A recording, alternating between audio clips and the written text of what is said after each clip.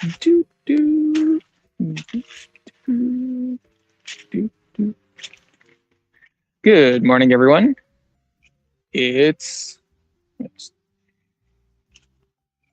morning, everyone. It's Wednesday, February 22nd. And if you were paying attention yesterday, or even if you weren't, you probably know that it was an absolute bloodbath, down 2% throughout the day, and just literally all of tech just dying.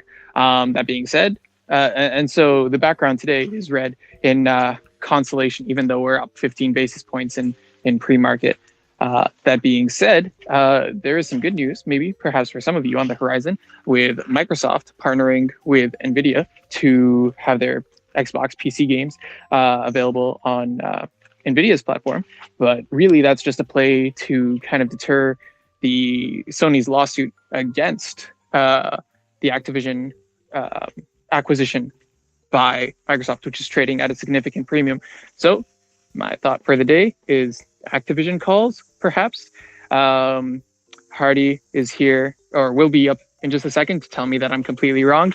And then Masked will probably give us the Tartstrology. Actually, since Masked is already up here, Masked, why don't you kick us off with the Tartstrology, since we missed it yesterday. Oh, yeah, I'm glad you asked, Opinion. I actually do have Tartstrology today. It wasn't exactly cloudy out today, so I was able to read the stars. The star stream was very parallel today, which makes me think that it's either going to be a kangaroo market, so lots of volatility, or there's going to be absolutely no fucking movement whatsoever, and it's just going to be boom, like dead sign. As for a Tartstrology play, I actually have one for you. This is the first time I've been looking at puts on this company because they've been the power bottom of the bear market for a long time. That's right. Twink is the ticker. TWNK. I'm talking about Hostess. I'm looking at the $22. This is the first in the money thing that I've been looking at, by the way. The $22.50 put. I'm looking to get it at 50 cents. It's currently 62. So if I can get that at 50 cents, boom, your boy's in on it. And this has been your Tartstrology play of the day. Hardy Rection, please take it away. So specifically with Activision, remember that Microsoft offered to buy at $95 a share. And because Microsoft is willing to buy at $95 a share, all call strikes above $95 effectively are worth pennies because you'll never be able to sell above $95 a share. However, if you think that the deal will fall through and go away, the possibility for that price to go above $95 goes from very close to zero to a little farther from zero. And so the goal then is to buy long-dated calls above $95 strike for as cheap as possible in the hope that the deal falls through. And it's still possible for the deal to fall through. And naturally, this is incredibly speculative and based on the possibility that Activision Microsoft deal will not go through and be held up, I believe, currently by the UK regulators. I think there's a couple examples of that happening in the past where an offer was made, didn't go through, and then maybe a year later they're worth far more than what their acquisition price is. I mean, the example that about being worth far more. It's about the vol surface having an artificial cliff. Typically, the vol surface, if you were to plot the implied volatility against the strike and expiration, you'd create a relatively smooth, almost like a blanket, as if you were to drape it across a bed. But because of this acquisition, this blanket has a very sharp cliff at the 95 and above strike.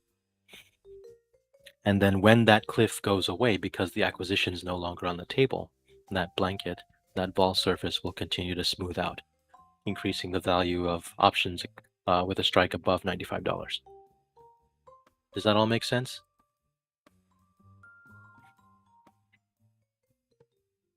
Yes, absolutely. Yeah, it does. So, Opinion, to one of your original points and questions about this whole thing was with NVIDIA running their gaming on the cloud. I was watching all well, Activision too, but really Microsoft and NVIDIA at the time really didn't move the market. Obviously, it was a bloodbath yesterday, but I think it was. It's not really going to affect it long term unless the deal goes through. So I get the tie-in. Maybe why it didn't move the markets yesterday.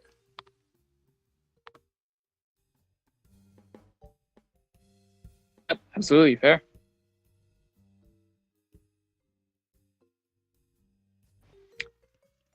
What other ideas do we have at the table today?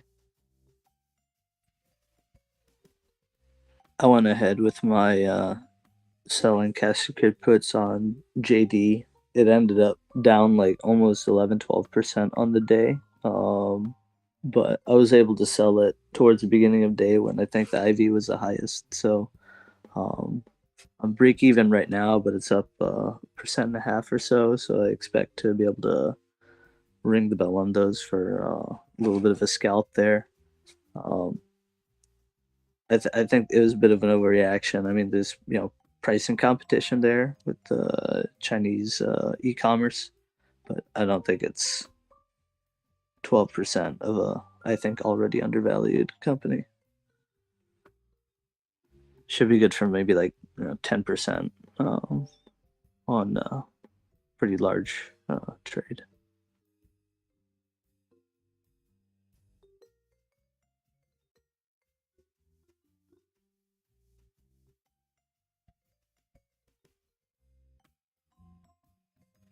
Good stuff. I'll bring back the music to ease these little moments. Sure. Disbin? Go ahead. Oh, I was just going to say, letting some fine folks up here as they got their hands up. Yeah, I just wanted to say there's some good movement in the VIX, but the futures are up. So I'm not really feeling like there's going to be a bear rally today, per se. I know we had that yesterday. So I feel like we're being a little played early, if I may say that. So we'll kind of see how that plays out. Curious what everyone's thoughts of that is. And yeah.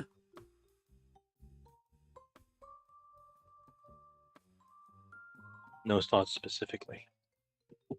I mean, I agree with you that a lot of times that happens when you have a huge sell-off. It is somewhat of a feel like you get baited and switched sometime. You get a little recovery and you want to buy the dip, but it's not.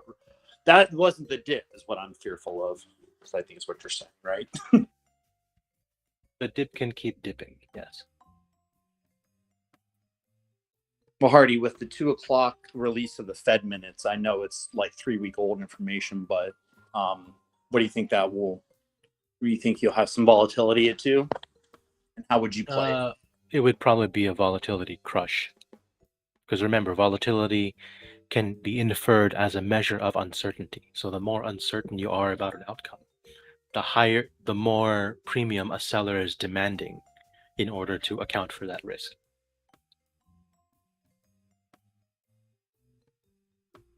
So with VIX being down already in the morning, I know we had the horrible day yesterday. Does that seem like it's a nothing burger then, since this would be probably the more elevated time? For now, yes. It's unclear to what extent the Fed minutes really matter, especially since the rate hike was known and disinflation is now in vogue.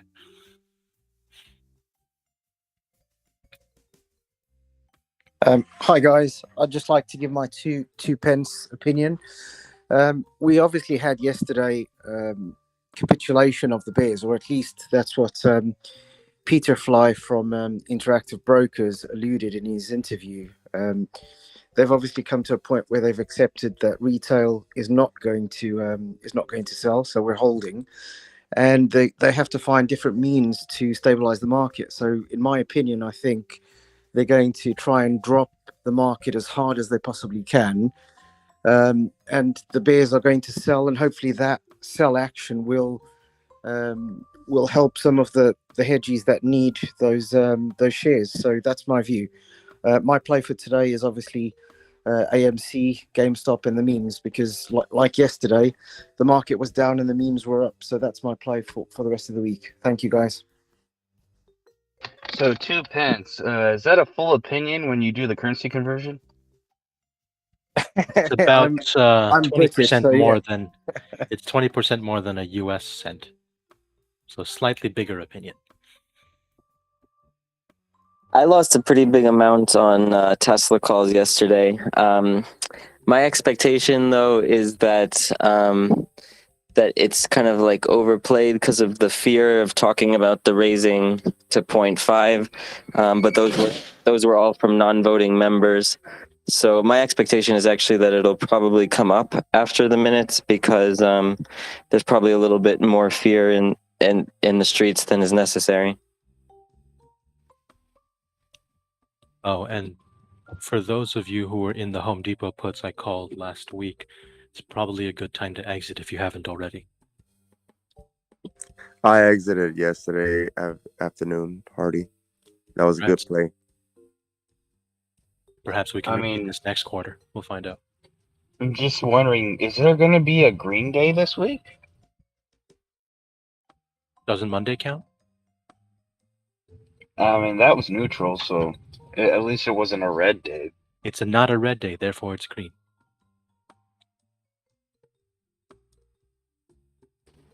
Touche. Interesting philosophy. Do you guys think Russia is playing any part in this drop? Which part? I really don't think so. Suspending the New START treaty? Yeah, and just the tough talk that he was giving about kind of having a fight against the West and all that. I don't think it's yeah, they've been doing that since Stalin was in power. I think the bigger news is that China is willing to offer now military aid in addition to their non-military aid to Russia. The original non-military aid were things like uniforms, shoes, blankets, a hat. But now, apparently, older Soviet era or Cold War era military hardware. Allegedly. To be fair, though, it's also possible that because China can't really control their border with Russia, a lot of opportunistic Chinese entrepreneurs / gun runners have already been doing this, and now the state wants a cut of the action. Well, I mean, if they're getting rid of their Cold War Soviet era stuff, they're just cleaning house so they can get some nicer, newer stuff in the garage. Yeah, but how effective is Chinese military hardware in a conflict?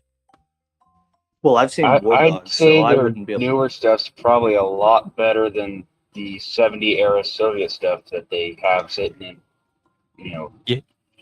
Keep in mind, the Chinese tank was copied off of, I think it was a Soviet T-54. So well, considering that a lot of the modern warfare is now with drones and DJI is a Chinese company, I think they probably can offer a pretty good amount. Are there any Chinese defense companies that are investable in if anyone wants to play the Chinese market? State run. Don't do it. Because they effectively have an infinite check. Yeah, and we've talked about how most of the time when you own Chinese stocks, if you're an American, you're owning it through the Cayman Islands, and it's just a proxy for it. I mean, there's a lot of reasons. It's not that I won't touch it in ETF form, but go ahead, Elliot. Oh, sorry. No, you can finish your thought. No, that was it. I'll just keep going. Trust me. Okay. I was just gonna say, as you guys know, I'm not like anti-China like some of these people in here. I mean, at the end of the day, my same argument still stands true. Like at the end of the day, if Canada, for whatever reason, gets in a scuffle with somebody, and it hits too close to home, we're gonna more than likely help Canada before we help maybe somebody that would be quote unquote ally to us, right? I think the same play is being played here with China, with Russia right above it. It can't hurt its neighbor in its backyard per se too much. At the same time, China's been ramping up their military for quite some time, more than just this year, more than 5 years. And I think it's just more of a lot of words on the table right now. Of course, they've already given opportunity and resources to Russia. I think we kind of know that. But I wouldn't read into the headlines too much. If you want to speculate and play on those, obviously there's some opportunities out there. RTX, Raytheon Technologies, Boeing, and the rest obviously have opportunity there. And then also, I would just say, like, we kind of saw the writing on the wall, right? This war has to end, or it's got to begin. And so, to each its own. But I think it's a little speculative to say that China is going full force as a buddy with Russia. It's more of just protecting its backyard, in my personal opinion. I don't even think it's that much. I think it's just they have an opportunity to make some money and get a solid IOU from Russia on this. Sure, that's so true. But I think a lot of the speculation about what's going on here probably isn't too market related, so I'm just not going to expound on that too much further. Well, and I was going to say, yesterday there was the news of when they said we're walking away from the SALT treaty, and then Biden spoke, and it was the 1 year anniversary. But if you looked at the ITA, which is the defense ETF, it was down 1% yesterday too. So I think the 10-year getting closer to 4% had a bigger market effect on how stocks moved.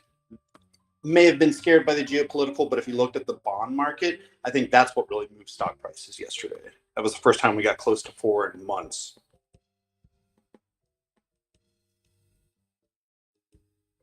Do you guys see, December and January reversing and going back to new lows, or do you think we're over that?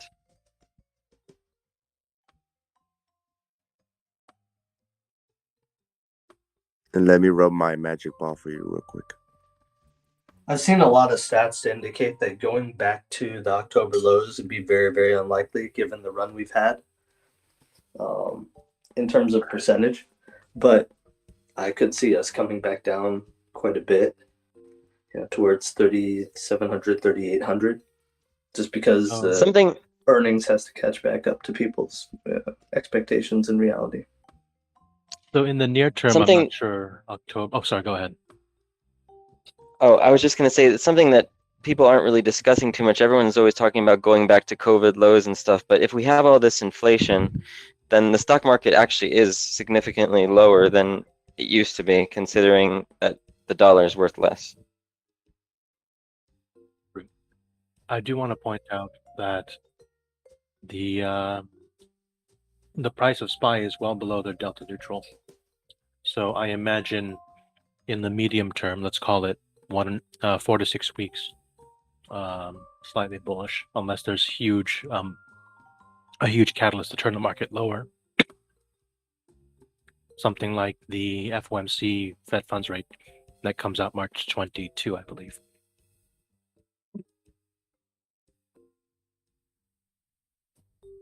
That's going to be the surprise, not surprise half point, maybe.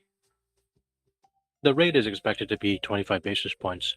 What's unclear is if Powell will invent other new terms, like disrecession, in addition to disinflation.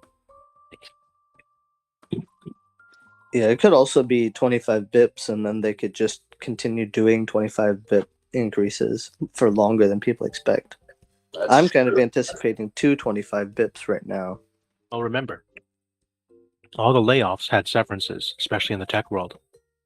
So the severances will carry the laid off people into April, or March or April, which is then reported in the May data, which is rather convenient timing, so that when the May Fed funds rate comes out, hey, look, unemployment is up. We can finally keep rates stable.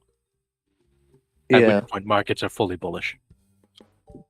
I mean, that being said, right, like the tech sector layoffs in terms of volume are just not very big. And there's been additional jobs being added in the manufacturing and services sectors, I believe. So it's kind of hard to figure out, layoffs are 170,000, and that's just the ones that made it to the news. Right. But as an unweighted factor, right, one manufacturing job equaling one $300,000 product manager job in Silicon Valley. It's kind of an interesting proposition regarding, the wage price risks that the Fed is trying to combat with trying to balance out unemployment. So, also 170,000 isn't even that high when you consider that 2022 there was almost 16 million layoffs. That's why I think they're going to do a half point. Go ahead, Brad. I was just going to say, I think the event that people aren't considering that's going to have a major impact on everything is when student loans start back up in June. And I never hear anyone talking about this. And I continue to say, I think people who still own student loans have adjusted their lifestyle. So whatever that monthly payment they used to make is now just money they're used to spending that they are not prepared to have to start paying back. Yep. And delinquencies are slowly peaking up, to your point. And I know you brought this up a couple times. So it's starting to, even without that dam breaking. Yeah, I think I think people went out and COVID happened. They got their stimulus checks. They bought stuff. They added some monthly payments, and those student loans are going to come back. And all of a sudden, people are going to be looking at $200-$300 monthly bills, going, "Wait a second, this is an issue." And it's probably not going to be in June when it becomes a problem, but I could see within 6 months, people saying hey, people can't pay for stuff anymore because this quote unquote surprise bill came back into their life. I think the scary thing is a lot of those payments are $500-$800, not just a couple hundred. So imagine that impact, right? I try to downplay the numbers. Instead of paying off their student loans, hey, we can pay for a mortgage, and now they're actually, I can't do either. That's what I mean. I think people have taken on higher rents than they can afford. They've taken on potentially car loans they can't afford. Well, that they can afford, but again, they're not adjusting into their life. But what if a $500 recurring monthly bill returns? They just got a new apartment and went, "Oh, I can afford this now because my student loans don't exist." And they didn't run that math through. So is all this debt good or bad for the credit card companies? The credit card company the credit card company with the largest the credit card company with the largest exposure to slabs is Discover. So if you want to trade based on that, Discover would be the trade. Now, if you want to trade based on student loans, there are better options. NYNET is the servicer of the student loans, ticker NNI. They have direct exposure. It's literally their entire business. So that would be another ticker to take a look at if you're thinking about some sort of directional play on this.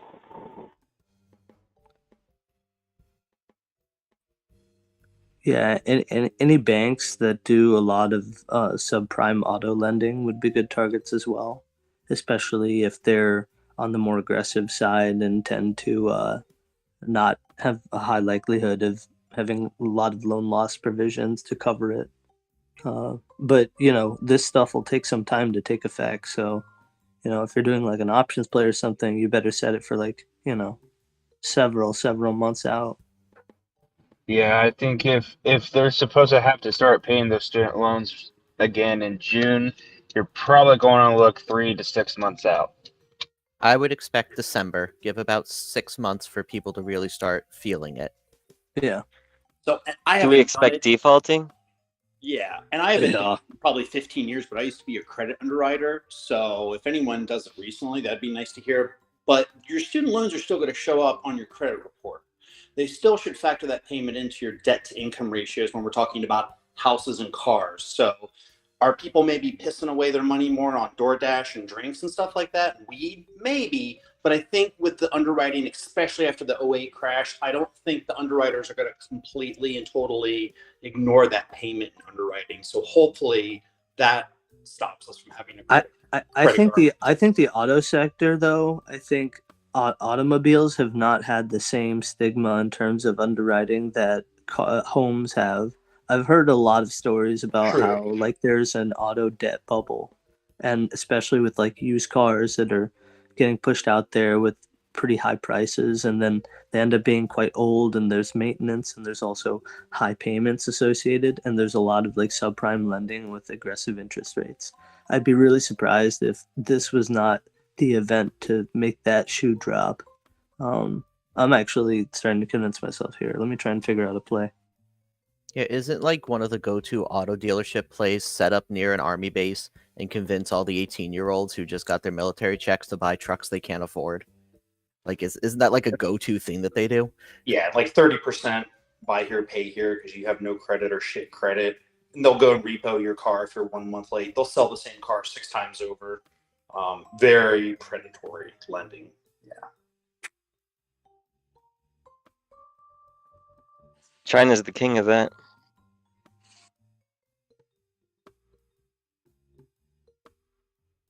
And just to be clear, I'm not saying that I think the banks are in trouble.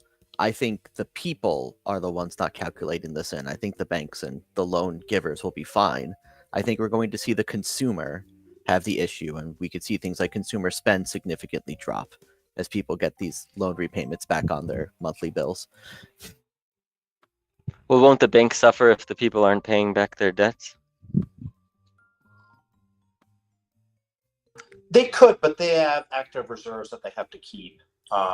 So a lot of them are padded. Will it cut into gross margins? Yeah, it could. But it's not going to be, in theory, it should not be a systemic risk again. The banks are way better collateralized than they were last time.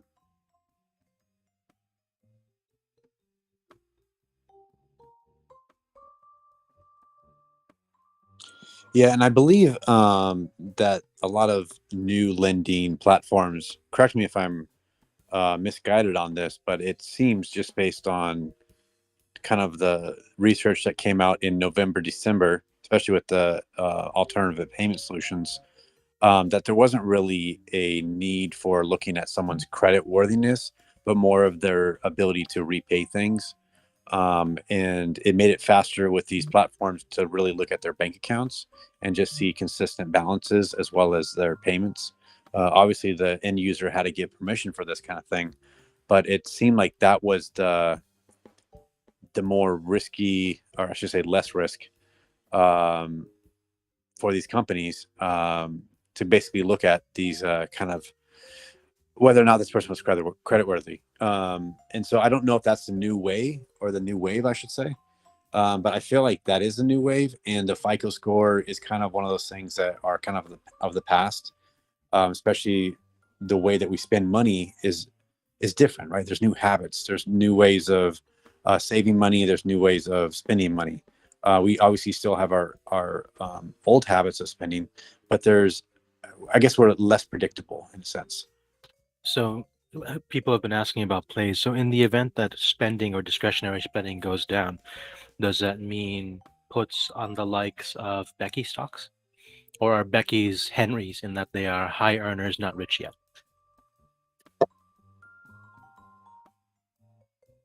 I would think more Henrys are going to be more affected by this, right? They're the ones that are going to go out and spend a little bit more on dinner, right? Well, a good chunk of them already got laid off. Because they were high earners but low value. You know what I'm saying? But if they have their severance, though, again, they're still right. So that'll carry you through April. Yeah. Well, assuming you can get a job. If the theory is that it's student loans driving people reducing their spending, then wouldn't it just be what's the target demographic that has student loans and what do they tend to spend their extra income on? Right? Wouldn't that just be the data you'd run? Avocado toast.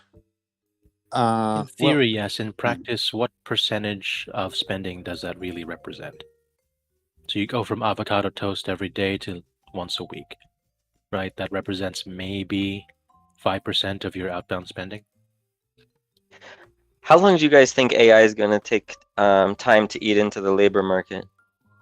It already has. Where have you been? Yeah, I was going to say robots. Oh, sorry. I just wanted to say real fast, shouldn't we also take in consideration the people that left their job and said, oh, I'm going to go work for myself, and now they're regretting leaving, or the ones that left and thought they were going to get a better job? And I mean, we were forgetting that demographic too. I think we should take that consideration too. The fire. I mean, crowd, AI, if you will. Yeah. AI has had an impact, but I don't think it's come near to what it's going to have once it's fully implemented and utilized. It's still kind of on the beta side of things. Hey, well, I would disagree with that, but we're not. You think we're later in the curve? Yeah, 100%. Come on, this isn't like this is. I mean, we had what? Okay, someone's getting yelled at. I have a question. When will automatization will be a part of the fast food chain? It already is in some places. Yeah. Take, for example, the kiosks where you have to now order the food yourself. There's no more cashier doing it for you. And there's one, there's a McDonald's in Texas that's 100% automated. Hasn't had great reviews, but there's one. Yeah, I don't normally go eat fast food restaurants, but I recently went to McDonald's and they had the little kiosk there. It actually makes the transaction pretty smooth. Yeah, I mean, look at that your grocery requires you to checkout be lane. Sorry, that go ahead. requires you to be competent at using the kiosk. And I've watched idiots try to use the kiosk before. It's kind of fun, actually. Everybody gets there's no the cashier. There's no denying that AI has had an impact, but I don't think we're near to the level of seeing what it's going to actually do, like removing graphic designers, marketers, like in mass. I think that's many companies still have fairly similar amounts of those people. Yeah, I think you're right. I think we should all get scared. And, It's already affecting journalism. If you look at the various articles posted about the markets, run them through the ChatGPT detector, and you'd be surprised how many of them are at least partially written by AI. Coca-Cola just signed up ChatGPT type AI for their marketing and design. I've been looking into it a little bit.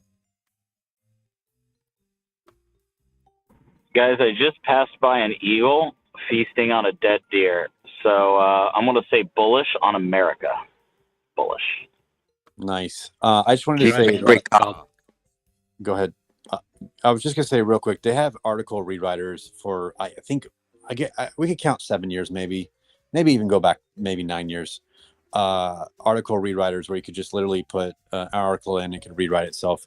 So in regards to ChatGPT, they're pretty terrible though. Sure, argumentatively back in the day, but nowadays I think they're up to par. Yeah. But in regards to like changing your tonality and speaking in a certain medieval writing, as Scald has mentioned in the past, you know, that's a different kind of thing, and I think that's the next level that ChatGPT has met. But this kind of technology to say, like, to scare everyone, say, "Oh, the jobs are going away." I mean, Baba founder Jack Ma says this story over and over again. I won't bore everyone.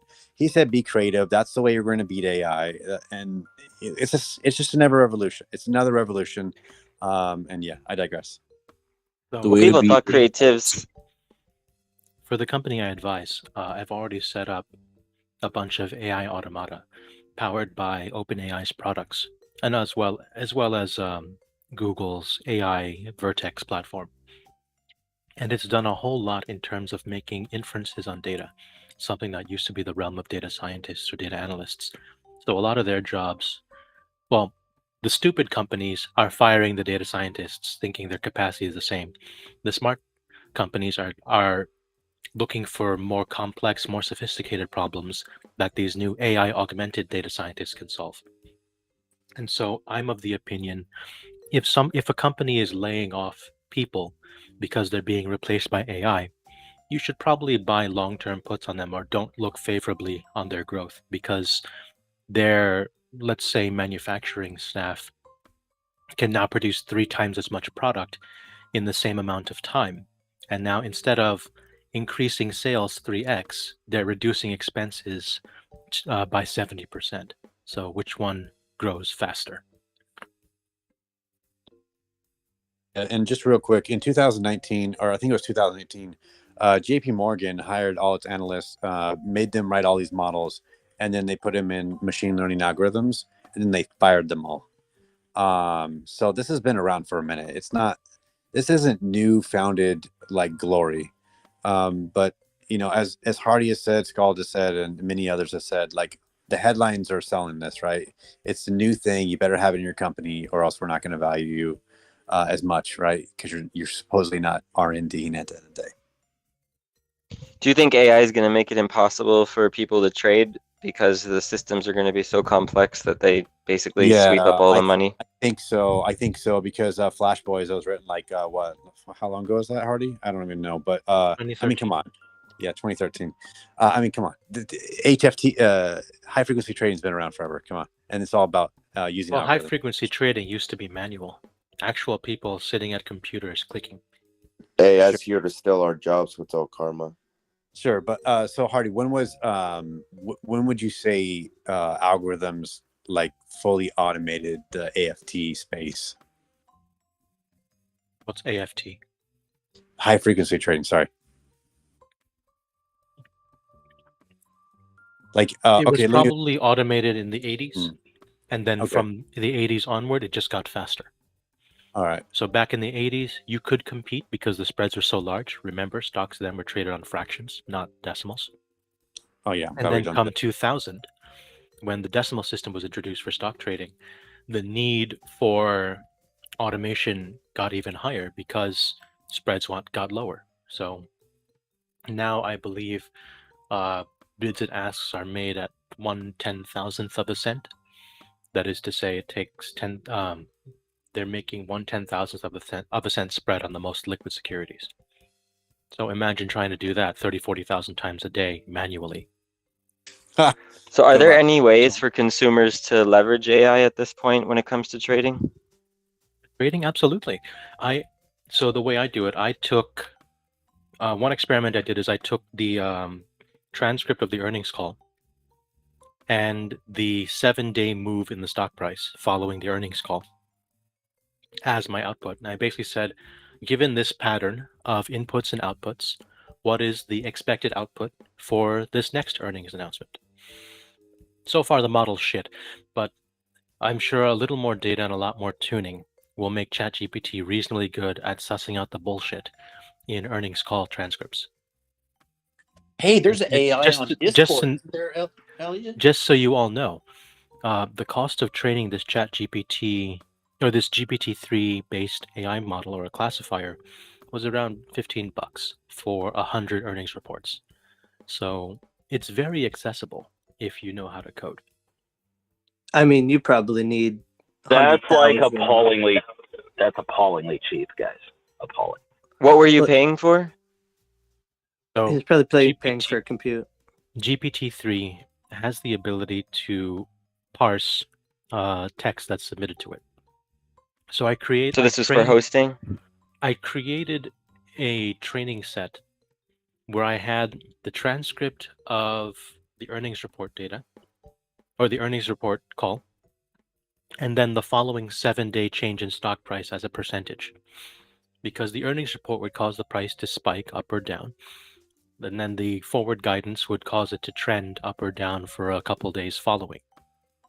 And so with that, I only did this for like 20 stocks in the S&P 500, but the results are quite promising in that if I feed this language model the transcript of the earnings call, I can then predict with about a 65% accuracy, or I can be within plus or minus 2% of what the actual movement in the stock price will be. And it's rather scary. Train your own model? Hey, Odd, are you listening to this? It's rather scary how accurate ChatGPT is at figuring out how accurate the Da Vinci OpenAI model is at figuring out what phrases in these conversations, in these announcements, are highest correlated to the eventual outcome. So once I get to Did you have to train the model? Yeah, this is training the model. So I use the 20 earnings calls to train it, and then the next 5 earnings calls I ran against the model, and so far I'm 3 for 5. Haven't articles been written by AI for a long time by MarketWatch and stuff? These aren't articles. No, I'm not talking about articles, Slot. I'm talking about the earnings transcripts from the earnings calls. So you're just predicting the only input is The AI is looking at what humans are actually saying. It's predicting the price or the direction? Okay, so just both. to clarify. But as a percent, I measure this as a percentage. So let's take Home Depot, right? After the earnings was announced, the price was $305. and then the price dropped to as low as 295.02. According to this LLM that's trained on other stocks, the expected move for Home Depot is about 5% in the 7 days following the earnings call. So theoretically, we've already hit that low, which kind of is a little scary, if I'm being honest. And I'm trying to see to what extent I can do this for the next earnings call that comes up. But in the meantime, I intend to train the model on every other earnings transcript that I can get my hands on.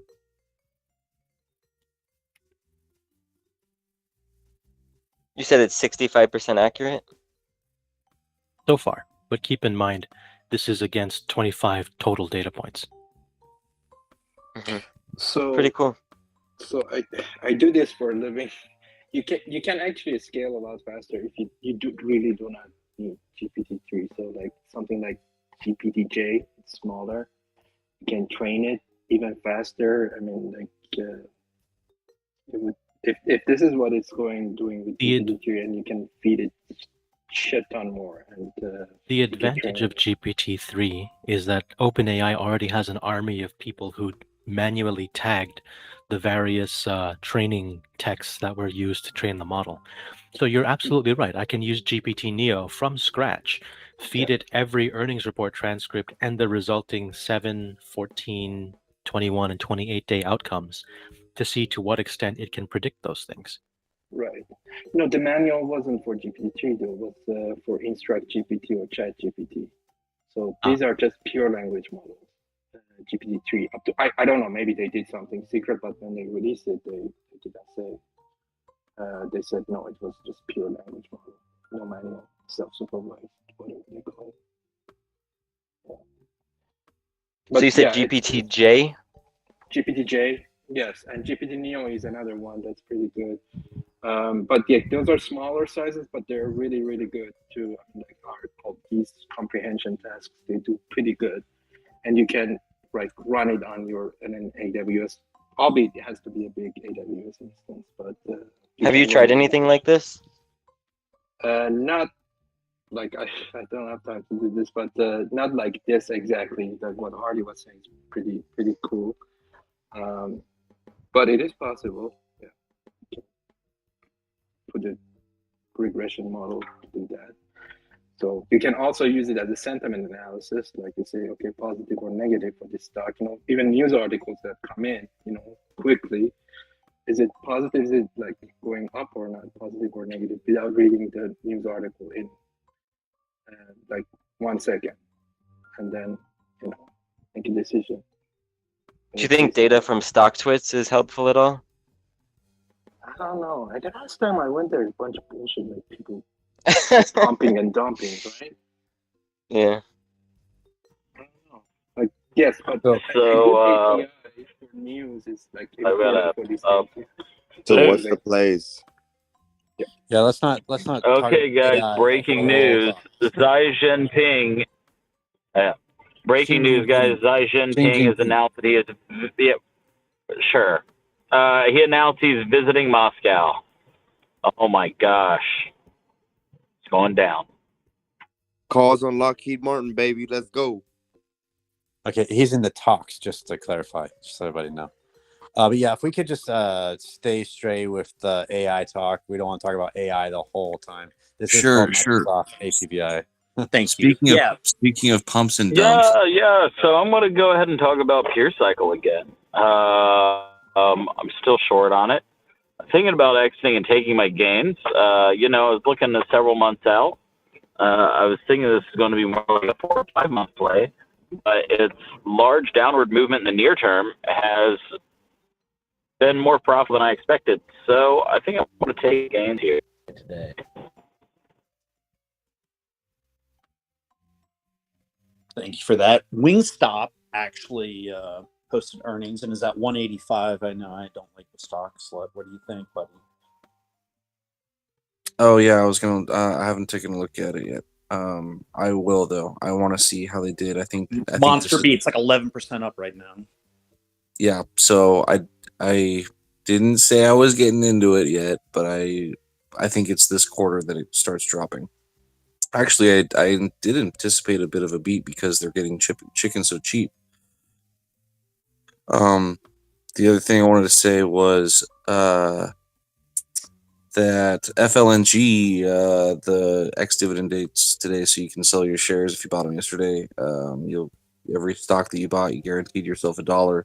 I actually got to see someone on Instagram was pushing FLNG, which is kind of exciting. It was like a cool artistic like YouTube video. So it's obvious that YouTuber is pumping the stock so that he can sell it today and take the dividend and sell into a pump, which is kind of crappy, but whatever. Do what you want with the stock. And then yeah, that's what I got.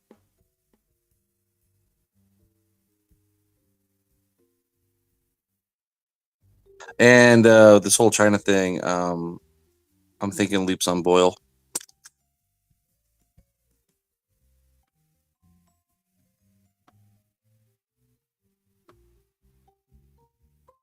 That's up almost 5% in pre-market.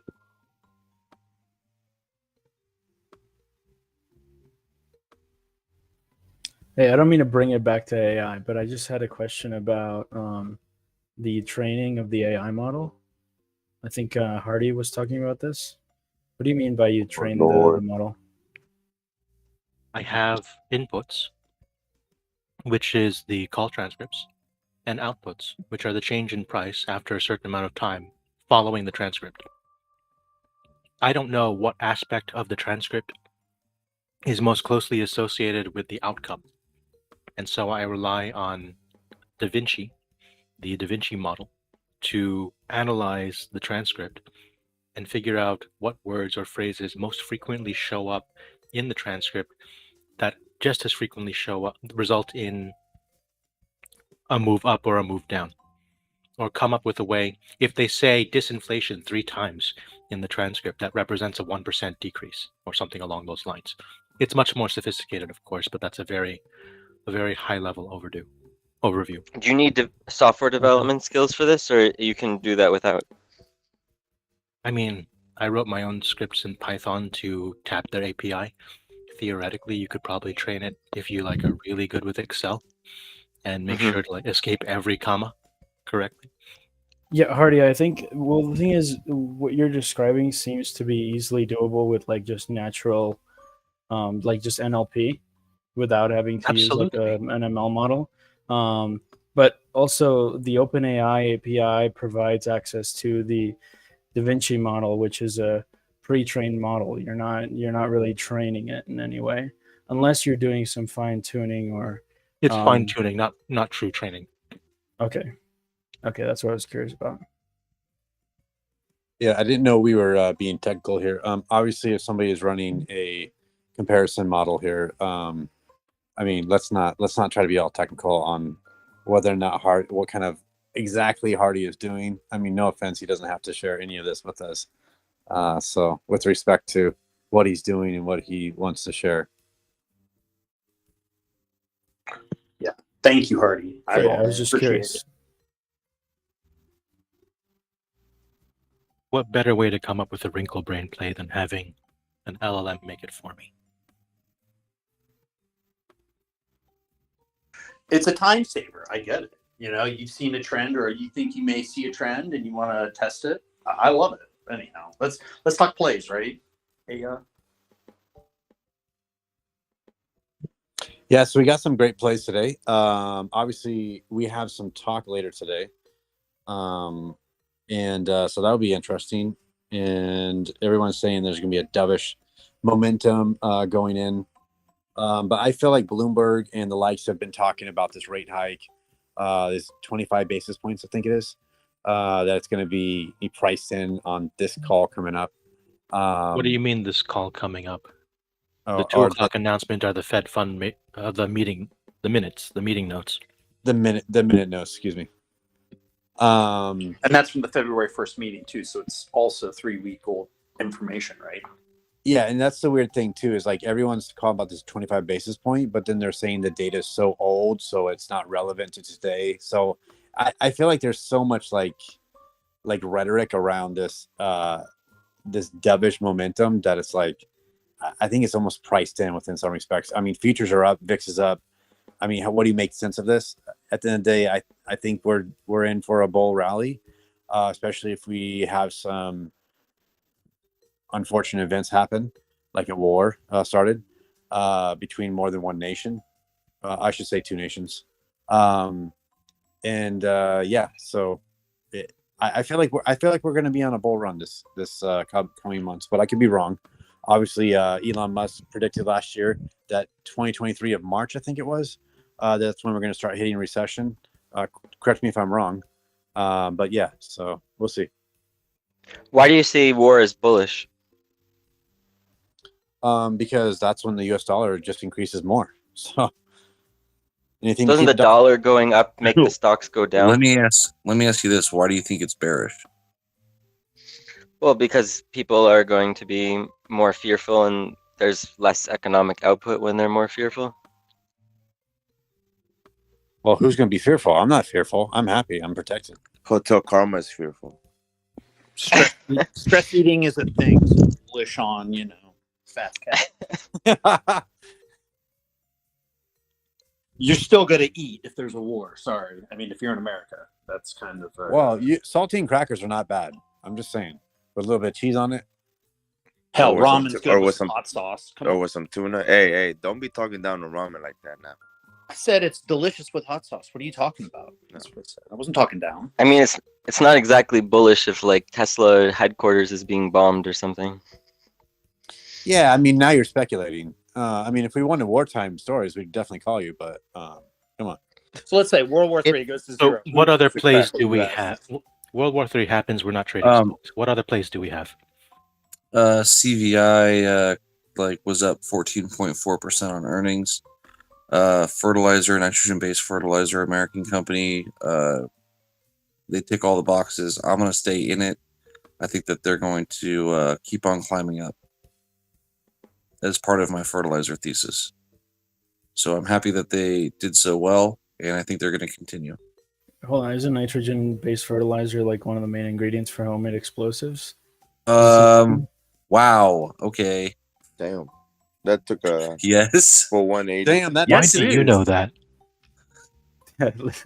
Listen, I read Uncle Ted. Okay, I read Uncle Ted. That's all I have to say. There's a million things that can be used for that. Let's just. The FBI wants to know your location, dude. You can use hydrogen peroxide. Let's be real, people. Move on.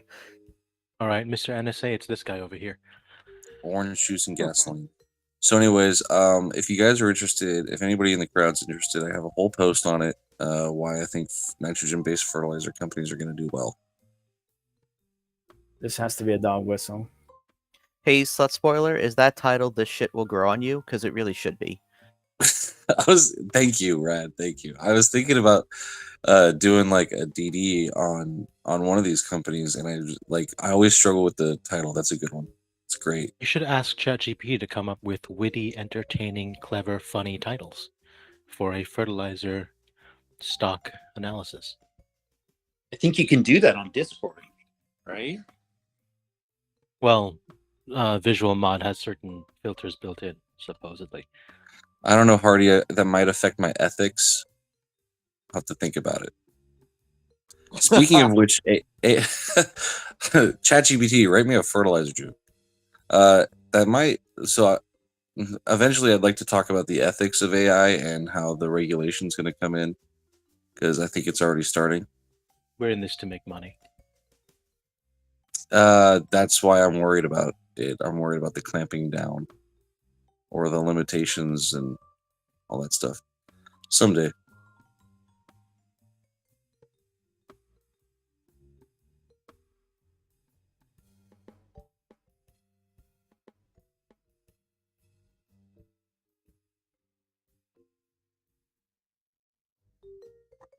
So how many here work at the Wendy's dumpster? I just came out of the shift. I'm on my way to cover your shift at 2 o'clock. I got you. Shouldn't you know that if you came out of your shift? I'm pretty lucky. I've been on quite a hot streak. I haven't had to work the Wendy's night shift in a while. The let me hold on one second. He had a customer. Yeah, I see his pants back on. So speaking of Wendy's, what do you guys think of their stock? And is there any good food plays coming out of the gates here? What do you guys think? It's a sideways stock almost permanently. The headquarters is like a 10-minute drive from my house here. The fries are good, but the stock's horrible. Their chili is pretty good too. If you ever had it before. You know that's just old hamburgers, right? Yeah, I know. I'm very well aware of that. Hamburgers. Anyway, we got some good plays coming up. I'm looking in here. ATVI. Are we feeling bullish or bearish on that? Just quick. Just really want to know on that. You're probably better off selling covered calls against it to the $90 strike. Thank you.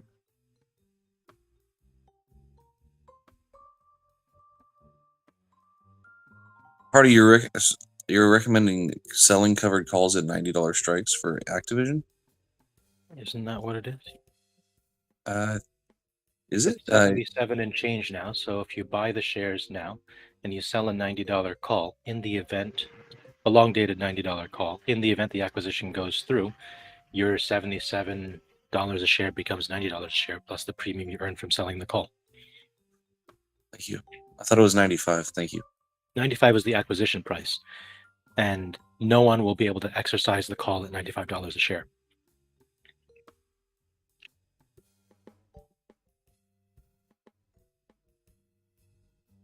Good point. So I just got word in the comment section. Bad Boy already said Amazon News. Amazon has officially completed its $3.9 billion acquisition of One Medical. Not really sure what that means long term for them. I've not looked into that company. One Medical.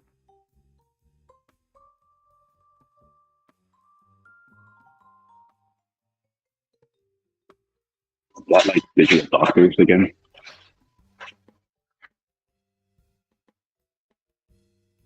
I think you said something about doctors. Didn't quite hear you. No, I said, is that anything like virtual doctors? Like Teladoc? Like, I don't know anything about that company either. I thought One Medical was that private clinic that you basically have to pay a membership for to go. Think of it like a gym membership, but for doctor's clinics. You mean insurance? No, insurance covers it. Think of it like private banking, but for your health. You get special service. They will only serve you. You can go to the special clinics, if you will. You can have someone on call 24 hours. So if you're a Prime member, you're gonna have like free access to this.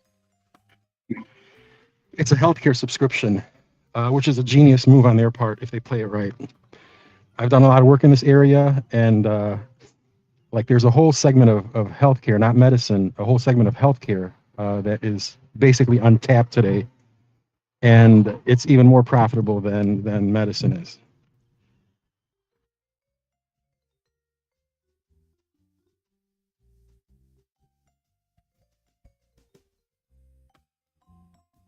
The with a healthcare subscription, you don't really need insurance because it's more like on the preventive side. You don't really need insurance. It's more of a subscription. And the way it works is that the top 3 diseases in the U.S. are preventable: kidney disease, high blood pressure, and diabetes. Those are the top 3 comorbidities for a cause of death in America. And all 3 of those are preventable. If Amazon plays this right, they're going to make a fortune off of this. But who knows how they're going to implement it. are they going to start denying my order 12-pack of cookies? No. Like a 12-pack of a 12-pack, not this one. Nope. That's entirely up to you. You can do whatever you want, but they're going to tell you what your probability. They're going to tell you what your probability is of having diabetes, kidney failure, or high blood pressure in the next 3 years. And if you want to do something about it, that's entirely up to you. If you want to die early, go ahead and kill yourself. But Alexa, it's not. When will I die? That's exactly it.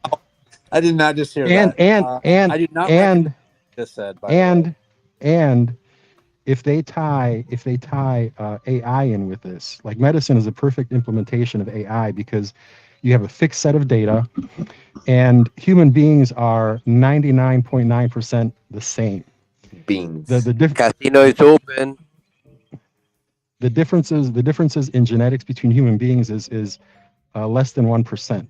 Like the color of your skin, the color of your eyes, those differences account for less than 1% of your genetic code. And AI is a perfect application for using your genetic code to help you manage your health a lot better on a subscription basis, and to keep you healthy. It's a fixed data set. Yeah. With Amazon.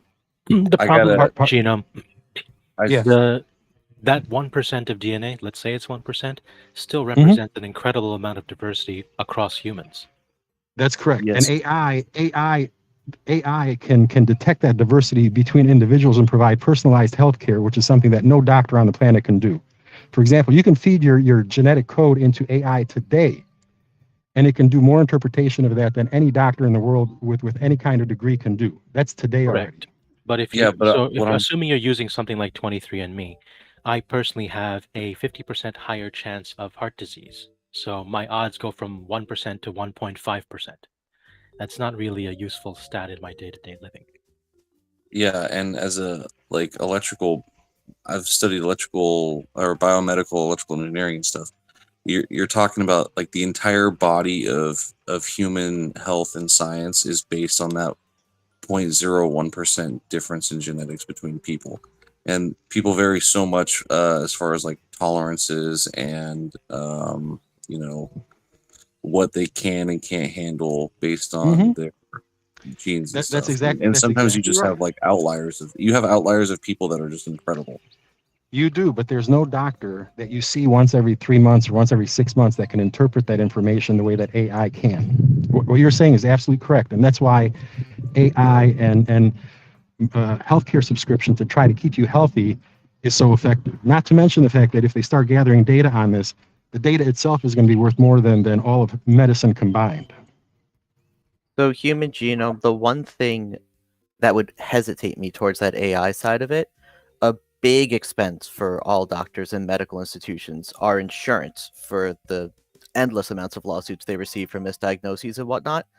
I would really need to know if any company's even willing to insure an AI recommendation to any degree, because that's a major stumbling block for doctors. Malpractice insurance.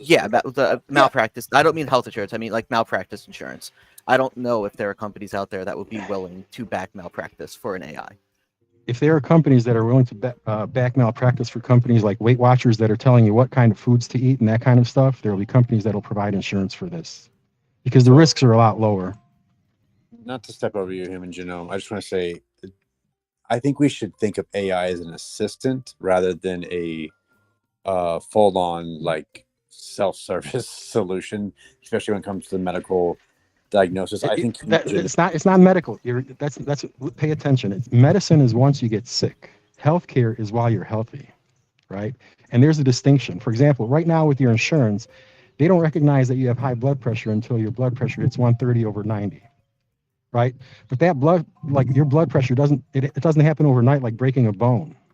Blood pressure goes from normal to 130/90 over a period of years, and it's not being tracked today. I understand. So I'm talking about healthcare, not medicine. Okay, I understand. And that's the part that's missing today in the way that we approach overall healthcare for a person. That's the part that's missing today because none of your insurance, you don't benefit from your insurance until you're sick. And let's move on. Hold on. Let's move on. Yeah, no, I understand that. So I was just going to say, I understand your concern. You're basically talking about pre-diagnosis versus having to wait to have your sickness before you can move on. But yeah, let's move on from that if we can. We're not here to talk about AI the whole time, please. I will get tired. I love AI, but it makes me tired if we have to talk about it all day. Trust me. If I wanted to talk to that, I would just go look at my books and talk to them. Welcome back, gentlemen. What you got for us? You guys were talking about the Amazon play. Basically, that information was released, and for those of you that were trying to figure out what it was, basically they're competing to fill your prescriptions. So your Amazon Prime membership is going to include an add-on where they basically deliver your pills to you. So they're competing with CVS because they don't want you going into CVS. They want you to have your doctor's visit via teleconference, have the doctor fill the prescription via your Amazon account, and they'll send it to you the next day or same day. So that's why CVS is trying to invest in similar services. They're basically competing so that each business is the one-stop shop for your doctor's appointment, your prescriptions, and basically the logistics. So Amazon has a supply chain. They have the data. Super bullish for Amazon. The big question. Okay, so I have a serious question here. I don't have prescription anything, but why is this not already a thing of delivering medicine? Because certain, it is. I believe certain prescribed medications. It is already a thing. Different, some can. I mean, you got controlled substances and you got non-controlled substances. You know, the odds of somebody stealing controlled substances is pretty high. So, Walmart WMT, which is a great stock to invest in, I'd recommend. They do deliver pharmacy prescriptions through DoorDash and through their current. They have a Walmart driving solution. Actually, forgot what it's called.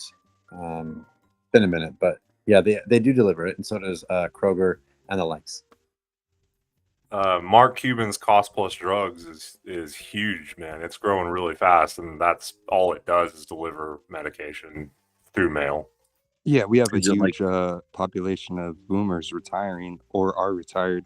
And if you know a boomer, you know how many pills they take on a daily basis. So think about that in terms of Amazon deliveries. Is it like pallets at a time?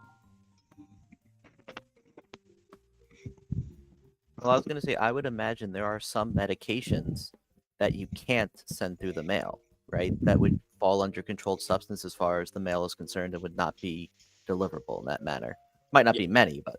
Sure. You have to go to the formulary. I used to have to do that for some of my dogs. So let's stick to plays, like just for the point of the conversation, because we've talked a lot about our opinions and lovely stories and suggestions. If you guys don't mind, I got to play. Well, Elliot, I was only interested in that one because that's a big part of CVS's business is the diagnosis side and prescription side. So if Amazon's actually making a play for that, then long-term CVS puts become something interesting. Well, because people think of CVS as like a retail store, but they really rely on those prescriptions.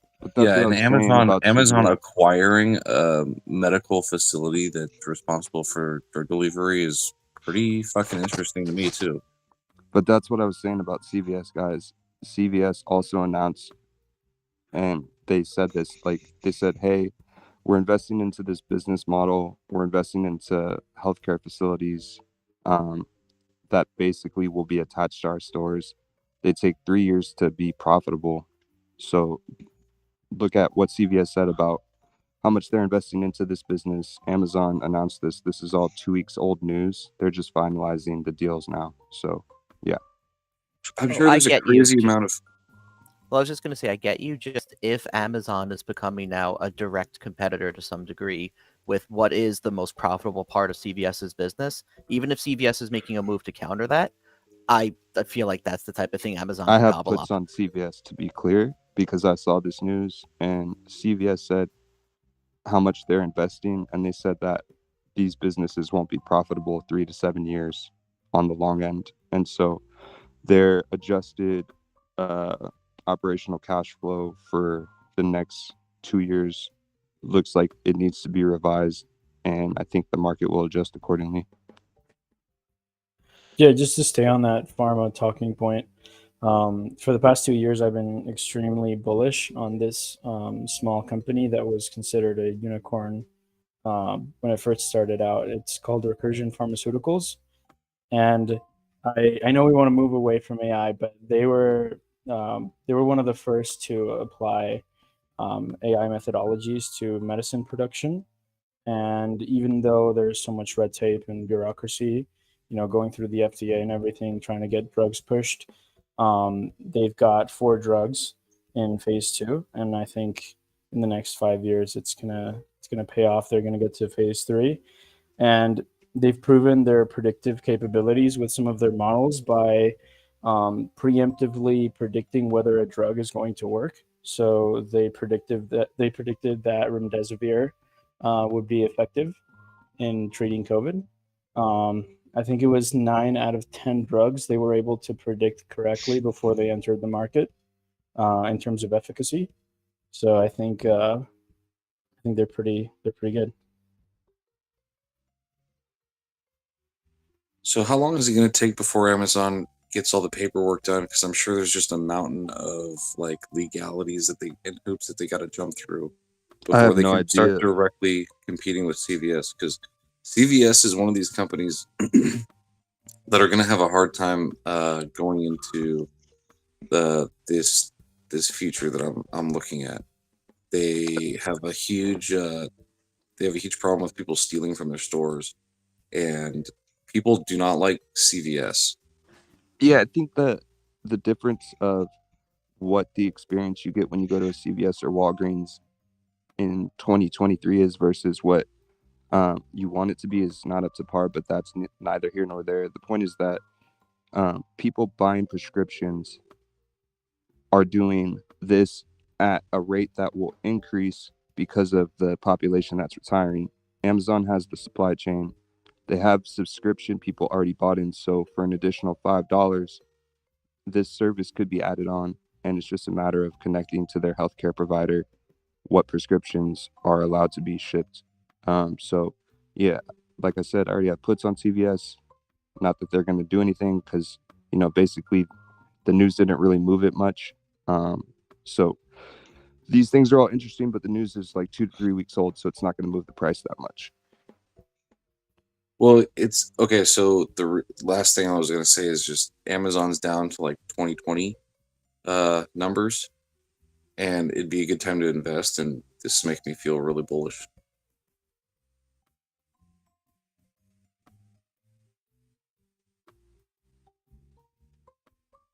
So on another subject, isn't Tesla Investors Day coming up? March 1st, and the announcement said we will energize the world. So battery pack day, right? Yeah, and then so that with the combination of Vladimir Putin is talking all kinds of crazy talk and pulling out of treaties and whatnot. I wish I had paid attention. I generally just pay attention to what's going on in the United States as far as like significant events. I guess I should have paid attention to the other countries that are in a war. Because if I'd have known that Putin was doing a like national speech on Monday morning, I think I might have made some different plays.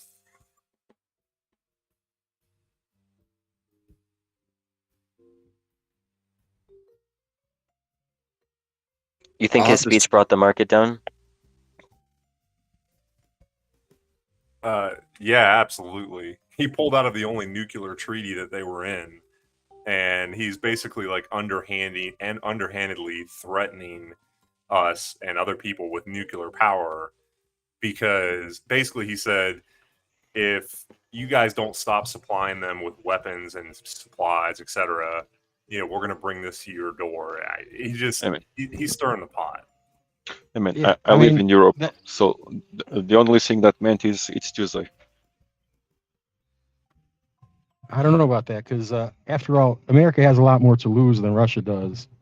Just saying, it's so like what the U.S. is doing right now is the stupidest move in the history of the United States. We're putting a lot more at risk than what they're putting at risk. Let's just put it that way. I'll leave it at that. I mean, I would also say they've been threatening us for the last 70 years too. We've kind of talked about the war. Yes. Yeah, but like Genome just said, we have more to lose than they do.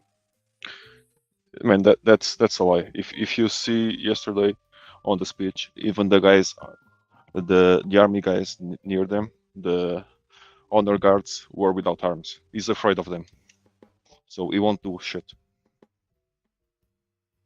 Well, you don't see armed guards around. You don't see armed guards around Biden either. I mean, armed Yes, troops you around do. Biden either. You see a Secret Service. You saw it in Ukraine. near Zelensky when they were everywhere. There were armed guys, honor guards, armed. Yeah, I mean, Go check the images for Monday. I mean, I don't think he's actually going to do anything. I hope he doesn't do anything.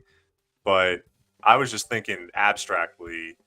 I mean, he has to have friends in the United States, whatever, you know. I mean, how easy would it be for him to just tell his friends to load up on puts and then just go on TV and say some shit because he's broke and he needs money? No. No, that is ridiculous. I will It's say delusional this. if you think Putin is I will broke. say this: the Taliban did play 9/11. They did make money off that, actually. So it has happened.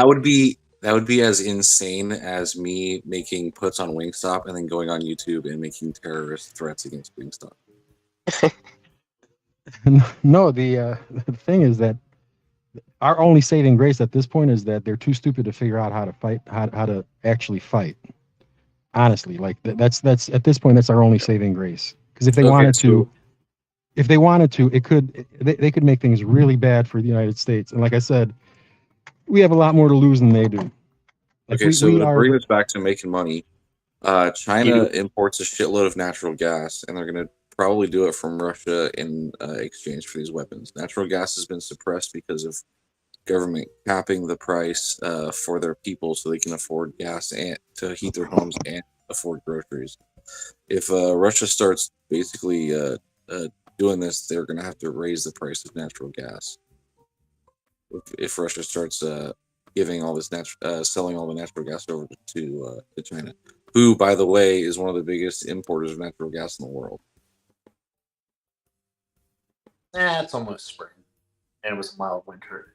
I'm telling you, leaps on boil. Go ahead. I'm just saying, leaps on boil. Like we have had the price has been suppressed so bad that they're producing it for a loss right now. It's got to go up. I also heard India is importing. I've been saying no, and now I'm finally saying yes. Now is the time to buy oil. So I'm putting my my cojones on the chopping block here again, and I'm going to say that I'm going to go into boil. I'm with you on that. I agree. I'll be watching from aside. No pun intended. I'm gonna go turn down my heat. Things are heating up. That's what she said. Also, like the thing, there's the IV on these boil calls. I gotta look into it because I haven't verified it myself, but I heard a rumor that they're actually the IV on it is cheaper than on the 2X ETF for natural gas for and for UNG and for puts on hold. Yeah, I mean, just from a basic investment principle standpoint, like the price is low right now. That's what you want. I mean, it's been the lowest it's been in a while. It's not just low; it's like artificially unfairly low. It's like yes, it's unsustainably low. Let's say that. You said you're getting calls on Boyle? Boyle, it's a 3X bullish ETF on natural gas. Okay.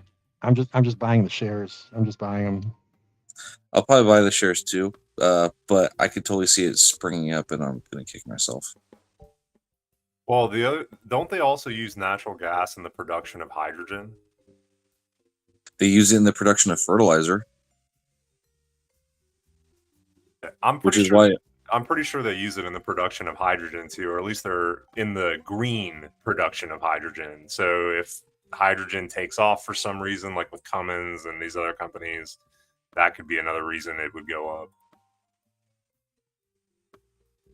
But it seems it's been down for multiple years, not just the last Russia thing. They might use it in hydrogen production, and I'm sure that they do. But the thing is that it's so cheap. That all these fertilizer companies have been basically buying it for absolutely nothing, and then turning around and selling their product. Well, and just to give you an idea, go ahead. No, go ahead. Sorry, I was just gonna make my tagline that I like spoiler to say, but go ahead. Keep it, please. Oh, just one moment, ladies and gentlemen. I just want to introduce you guys to the man that has been traveling around the world and back again. None other than, please throw up the Doge. Please throw up the Doge right now, everybody. Throw it up right now. I want to see this. The one and only Loose Ventures is coming up on stage. Throw up the Doge. And hide your ladies.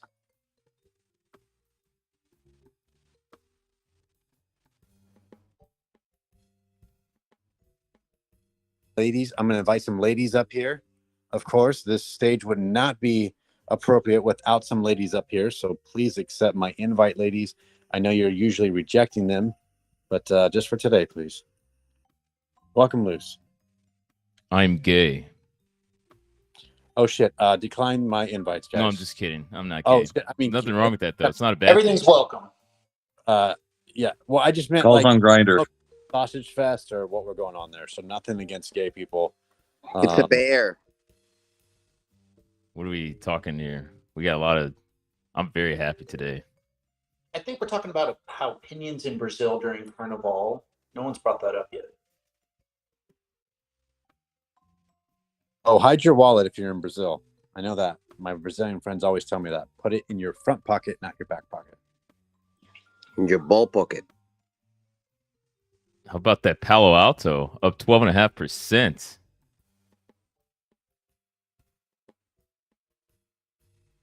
anyone else feeling sexy about that? Oh yeah. No, not really. Cybersecurity company. Does that company make money? I'm sorry. I'm kidding. Oh yeah. Let's see what do we got. Chesapeake's up. Chesapeake's. I've been in that one for a little bit.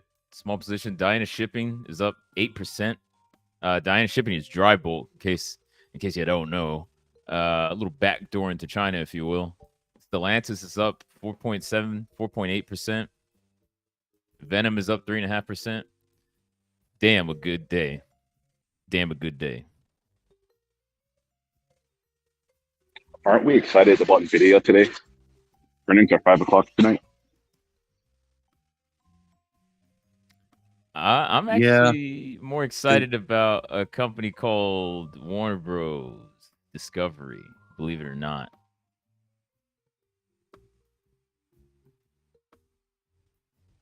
NVIDIA's got some partnerships and stuff, but I'm not playing that. NVIDIA's hot fire. What I still don't understand is how NVIDIA is so insanely overvalued compared to AMD, when AMD has had a better revenue growth than NVIDIA. That doesn't make a lot of sense to me. I've got quite a bearish case on NVIDIA as well. I was hoping for a correction to their price, but it hasn't come. Yeah, The same. Warner Brothers Discovery, what's the deal with that? A little bit of that. What's his name? Harry Man Potter. That video game is breaking all the records, and I think they've estimated about 20 million sales in the first week. So if that trend continues, it should be pretty easy for them to generate about 2 billion in sales from the video game, just from the video game. And the profit margins on blockbuster video games such as Harry Potter is close to 50%, if not greater. There was a lot of special edition versions of the game sold. So if you're looking at about, say, average close to about $65 made per unit sold, that's going to be a little over $2 billion increase in revenue. Warner Bros. They're expected to make 44.2 billion for this year. Last year they made 43.3 billion. So that's a nice little chunk there, and that would mean that would imply meaningful growth, not just they're expecting like 2% revenue growth. That's not really much. Doesn't even beat inflation. So that would mean meaningful growth, and they're expecting free cash flow of about 4.8 billion, assuming margins of about 50%. that's an extra $1 billion in free cash flow. So that's a really big deal. The revenue growth is nice, but the free cash flow increase of about what is that, close to 20%? That's really, really nice, and that'll help them pay down some debt. They're also now. I was just talking about this with some fellow janitors. Now they're taking the Star Wars approach, or that's what it looks like, and they're just going to start slamming out Harry Potter content left and right, which I'm surprised they haven't been doing already. So I think Warner Bros. It's kind of been a snoozer of a stock, but if they just focus on Harry Potter, that can literally carry the company. Well, my little input here is that they've been doing things right as opposed to Disney doing things wrong with content creation. I think Harry Potter is like the only decent content that's coming out of them. Like DC Universe sucks. They fired it. Yeah, exactly. They fired everybody and they're revamping the DC Universe, which is what Disney should have done. Mm-hmm. Yep. Yeah, they got House of the Dragon did very well, even though I know people claim they're over the Game of Thrones universe. Oh yeah, that's Warner Bros. Forgot about that. Yeah, that was their initial stock bump was pretty much off of, or at least timed off of that show actually being good, and then the stock moved quite well on it. So yeah, show's not bad. Oh, sorry. Go ahead, Luke. No, go ahead. I was gonna say they maybe get a bump from The Last of Us too, even just because it's been on the meme roll too, and it's very popular. Oh, so Last of Us is theirs as well? Yep. I haven't actually looked into a lot of their content. I just know that Harry Potter could increase their cash flow by near 20%, which is ridiculous. Yeah, Last of Us pretty good. Game of Thrones. I'm not a big I'm not a fanboy of Game of Thrones, but the House of Dragon, it's not a bad show. So are you bullish on this earnings, the next earnings, calls, shares? What do you think? I think if I am Warner Bros. CEO, this earnings, I'm maybe I have to explain fourth quarter a little bit, because fourth quarter probably isn't going to look good. But that's fine. And I'm going to say I'm going to say the words Harry Potter 800 times on the earnings call, and I'm going to say we're going to focus on this content. Like House of the Dragon did well, Last of Us is doing very well, blah blah blah. Harry Potter is making us billions of dollars. Like, I'm going to ride that, and I'm going to say we're going to come out with more content. We're going to work on a Harry Potter show. We're going to make a movie, and it's going to be like Oprah Winfrey, like with that meme. She's like, and you get a car, you get a car. It's like, you get a Harry Potter, you get a Harry Potter. Like, that's all I'm going to focus on if I'm the CEO, because that's going to make them so much freaking money. And I think if they just keep going, from what I hear, the game's really good. And another good part of it is that it apparently doesn't have a lot of bugs, which has been plaguing a lot of big video game releases. So the momentum that they have should be pretty good. Sales are going to slow down for sure from the first week, but I think as people catch on, like, oh wait, there aren't a lot of bugs with this game, it's good quality. The game should continue selling well. And they haven't announced any DLC yet, but I'm pretty sure, like, how long before they announce a Quidditch DLC? You know what I mean? So it's like, this is just like a whole nother revenue stream for them.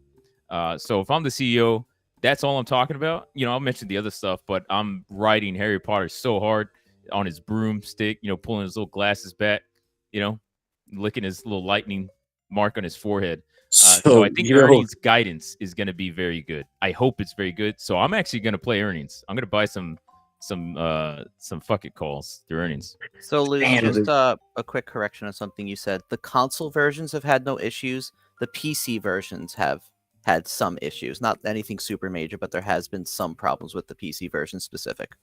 Oh, but I guess to clarify, from what I'm hearing, it's not nearly as bad as all these other games. Like, look at Cyberpunk, where like people's faces were turning into cars. And then Elden Ring had its issues. And like Elden Ring had mixed reviews when it came out.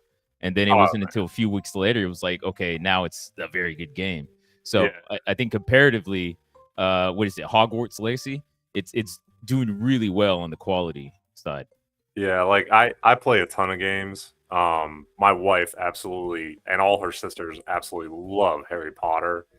I haven't gotten it yet. I'm sure I'll end up getting it. But I remember when Battlefield 2042 was coming out, that thing was hyped to the moon as being like so great. That thing had the absolute worst bugs I've ever seen in my life. A friend of mine, him and I, we were Battlefield, like diehard Battlefield fans, and we were waiting for 2042, and then we're like, guess we're gonna play Battlefield 4 and Battlefield 1. It was terrible. It was god awful. So you've also got the infinite well of IP that is the DC universe too. So maybe you don't have to say Harry Potter so much. You got Batman, Superman, Wonder but that's Woman, definitely like a show Flash. me. You know what I mean? Like, I don't know. Maybe some of you up here really like what the DC universe has become, but I think it's safe to say most of us are like, the DC universe sucks now because of Warner Bros. And then what they got the Flash coming out, and But it's you know, getting they're revamped. It's getting revamped. So Yeah, just well, not revamped enough. Try and blank slate it. Because they still got this dude that's been like kidnapping little girls and shit and doing stuff like Buffalo Bill is the Flash. Like, nobody's talking about that, but he really should have been recast. I don't know how that's gonna go over. They're trying, but Luce is not wrong. Their launch of DC has been very poor. They should have had an Avengers style type thing by now with the Justice League, and they have failed miserably every time they've tried. The way I see it is, it's only going to get better from here. I mean, he has a point. Didn't they cut productions like one movie and it was like 200 million in budget? Yeah, they keep cutting, like just canceling movies once they're done. That's got to be one of the dumbest things you can do. I don't know what's going on there, but yeah, I think Buffalo Bill as Flash, I don't think that's a good thing. I think they should have gotten rid of his ass. Like, that's a little crazy to me how that dude's, you know, I doing don't stuff know with what girls. you're talking about. Dude, you don't know what I'm talking about. Ezra Miller is like kidnapping girls. Like, It's like I'm up not in New making this up. England while they were shooting it. He was like, you know, multiple times. Yeah, I'm not making this up. They cancel the shows. You know, they have or a show, movie, whatever, with, you know, actors who aren't diddling little kids, and then they have and they cancel those, right? And then they have a movie where you have the main actor is diddling little kids, and they keep going with that one. And didn't he plead down? He pled to something, and they basically let him go. They released. So I mean, it's not just hearsay. But now, if I'm not mistaken, and Luce, you can correct me if I'm wrong, isn't Warner Brothers also the one that's pretty much said they're scrapping all their animation projects, and their like CEO no longer believes that animation anything is profitable? Like their whole Cartoon Network line and everything, they're like, nobody likes this stuff, we're done with it. Netflix is doing that. Okay, maybe that. No, Warner Brothers is actually doing that too. They scrapped a bunch of their Looney Tunes movies that they were, or shows that they were going to start creating. So here's the they issue. scrapped quite a bit. Here's the issue with that, and it's actually a very simple issue. Animation is okay, and when it's targeted towards children. Now, what kept happening was this new term that I hate, a kidult, which is an adult that acts like a child and says, I want a Space Jam sequel, and I want all this other cringy ass shit from my childhood to be recreated. And then guess what? The content sucks, and it sucks hard. But the people, I don't know, maybe it's some of you, and you keep asking for shitty content because of nostalgia. And then these companies are just throwing money at you because they think you're gonna eat that shit up. And then apparently the content really sucks, and nobody wants to admit it. And everybody just keeps asking for nostalgia. So that's what they're giving up on. That's why. So that was a shitty strategy to begin with, for adults to want content that's made for children. Like, fucking seriously. So I'm glad they're giving up on that. But I've I'm heard glad there's you some said kids that, joke. Luce, because Velma comes to mind when you say that shit, and I'm like, they're gonna renew this for a second season, but scrap all the other stuff for the actual kids that they would have like actually made money on. So like, where is the fucking logic in this scenario? I've heard there's a lot of kid shows though that they wound up scrapping as well. Like not Adventure Time, but those Adventure Time type shows that I know Warner Brothers has through Cartoon Network. I heard there were a lot of them that they were just like, yeah, we're canceling all these. Nobody cares anymore. We're done with this. But again, I don't know if that super matters for them. It's just what I've heard. Wait, so in terms of Warner Brothers, what are your guys' thoughts on its implied, I mean, in movement and volatility? Because I personally don't see it like a huge move up or down. If I have to be completely honest, I feel like either good or bad news, the stock's gonna probably stay flat, somewhat. But again, That's just my thoughts. I don't know what kind of movement you guys are all expecting out of it. I'm For more me, so it's- concerned about Baba, but For me, it's banking on the idea that they really run with Harry Potter. So maybe it doesn't happen this earnings, but I think that will happen, and I think they've already hinted at that by saying they're gonna. They've already started working on the next Harry Potter movie. So that's the idea. If I was saying, if I'm the CEO, I am going to say Harry Potter 800 times on the earnings call because I know that.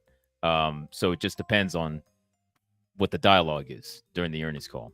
So what's your expected movement on that, Luz? Like in terms of percentage of how much do you think the stock's gonna move? So the stock price has been down for a while, and it has. I mean, it's actually been pretty volatile. Like beginning of the year, it was at like $9, and now it's at 15. So I wouldn't say it's not volatile and that it couldn't move.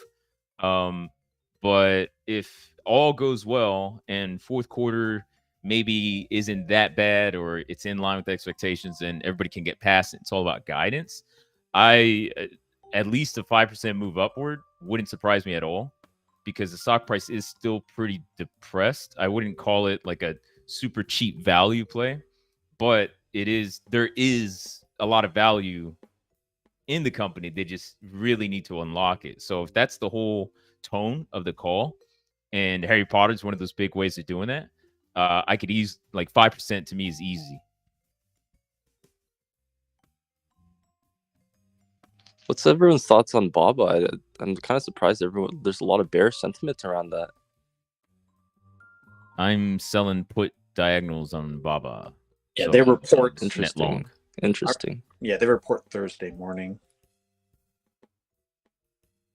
Yeah. Baba's a long-term play. Like you're not gonna get anything right now.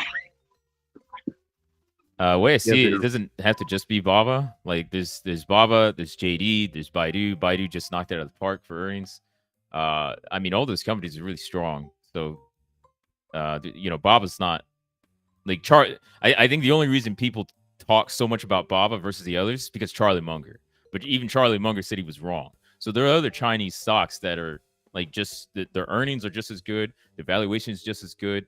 JD has higher growth.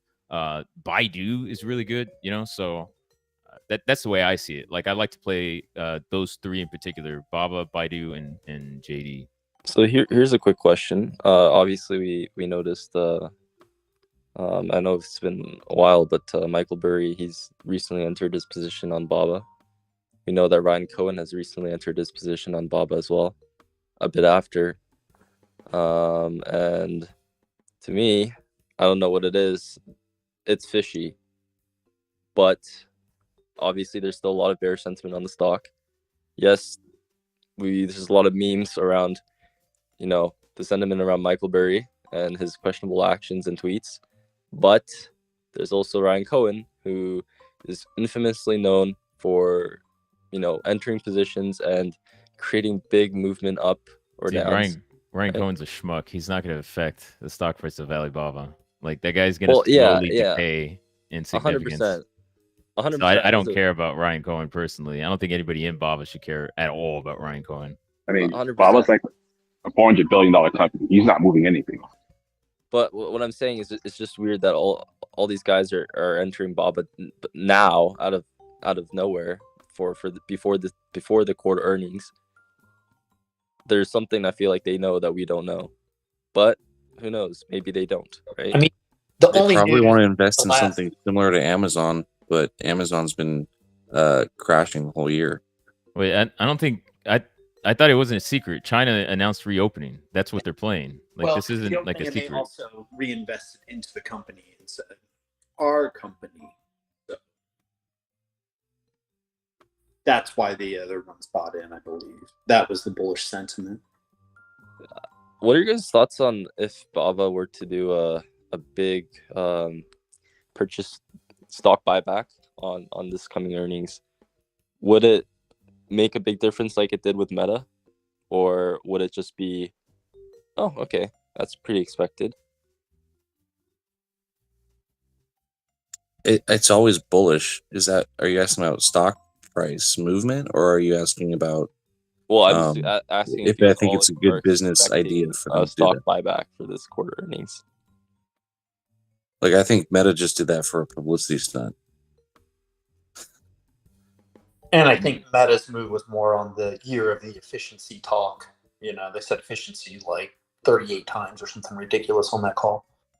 Every earnings report is a publicity stunt. It's not like Meta's the But only a one doing it. $41 billion buyback. Yeah, they have the cash. They literally have the cash. Do you guys know how much cash Baba has actually? So, okay, Baba is likely to announce a stock buyback. Is it going to be bullish for stock price? Who knows? Because it's about guidance. Interesting. Okay. And everybody feels the same way about China that they did months ago. So nothing's really changed. However, there are people that got into Chinese stocks over the past quarter or so because they were anticipating Chinese recovery, reopening. So the reopening that's all there is hasn't to happened the until Chinese recently, play right now. Yeah, that's what I'm saying. I mean, it was like, what, beginning of this year is when they announced it? Or December? Can't remember. But anyways, but that's all these hedge fund managers are playing. Like, I'm making the same play. I agree with them. I don't know that it's true. Like, COVID just disappeared and all is well in China. However, there's good data showing that sales is picking up, consumer demand is going up. Biden just reported earnings that was looking strong. Like, all the signs are there. So I think the China reopening plays, it's well, frankly, I think if you're just now getting into it, you're kind of late.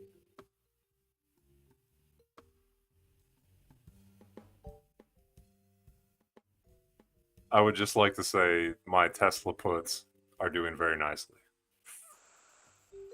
I think you'd be hard pressed to have puts, I guess maybe AMC, but other than that aren't doing nicely over the last couple of days.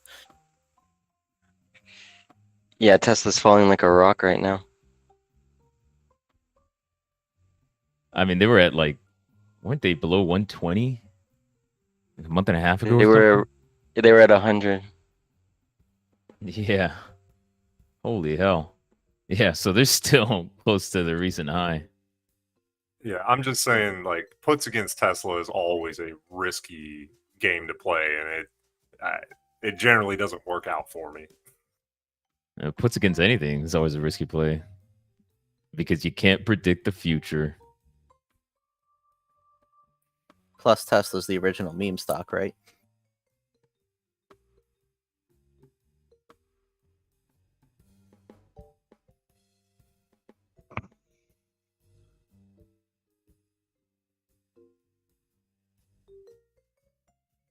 Wait, does Baba have more cash than Facebook? I doubt it, but let's see. It's unless I'm reading this in Chinese currency. Is it in yuan? You probably are. But I thought it's converted when they're filing their.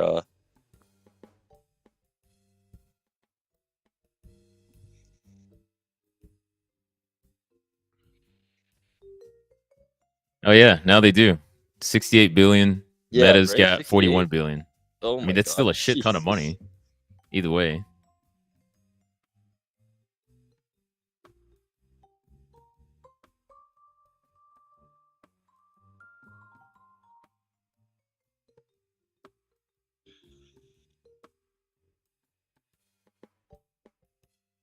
Hey, so how about that Coinbase? Is anybody trading that?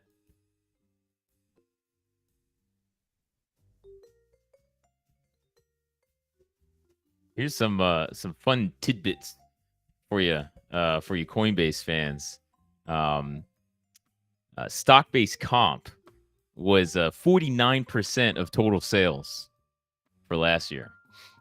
So the street typically you consider over 5% high. 10% would be quite high. 49%. And then they also got a tax benefit of $400 million. So the executives paid themselves close to $1.6 billion in stock-based comp, and then they took $400 million from the taxpayers. So that's Coinbase. What's the point of playing in Coinbase if you're either bullish or bearish on crypto? Why can't you just play the crypto? Because I don't want to lose all my money. Coin makes money though. Like, don't take it the wrong way. Not last year. FTX, bro. Bitcoin. But okay, but it makes money if crypto goes up.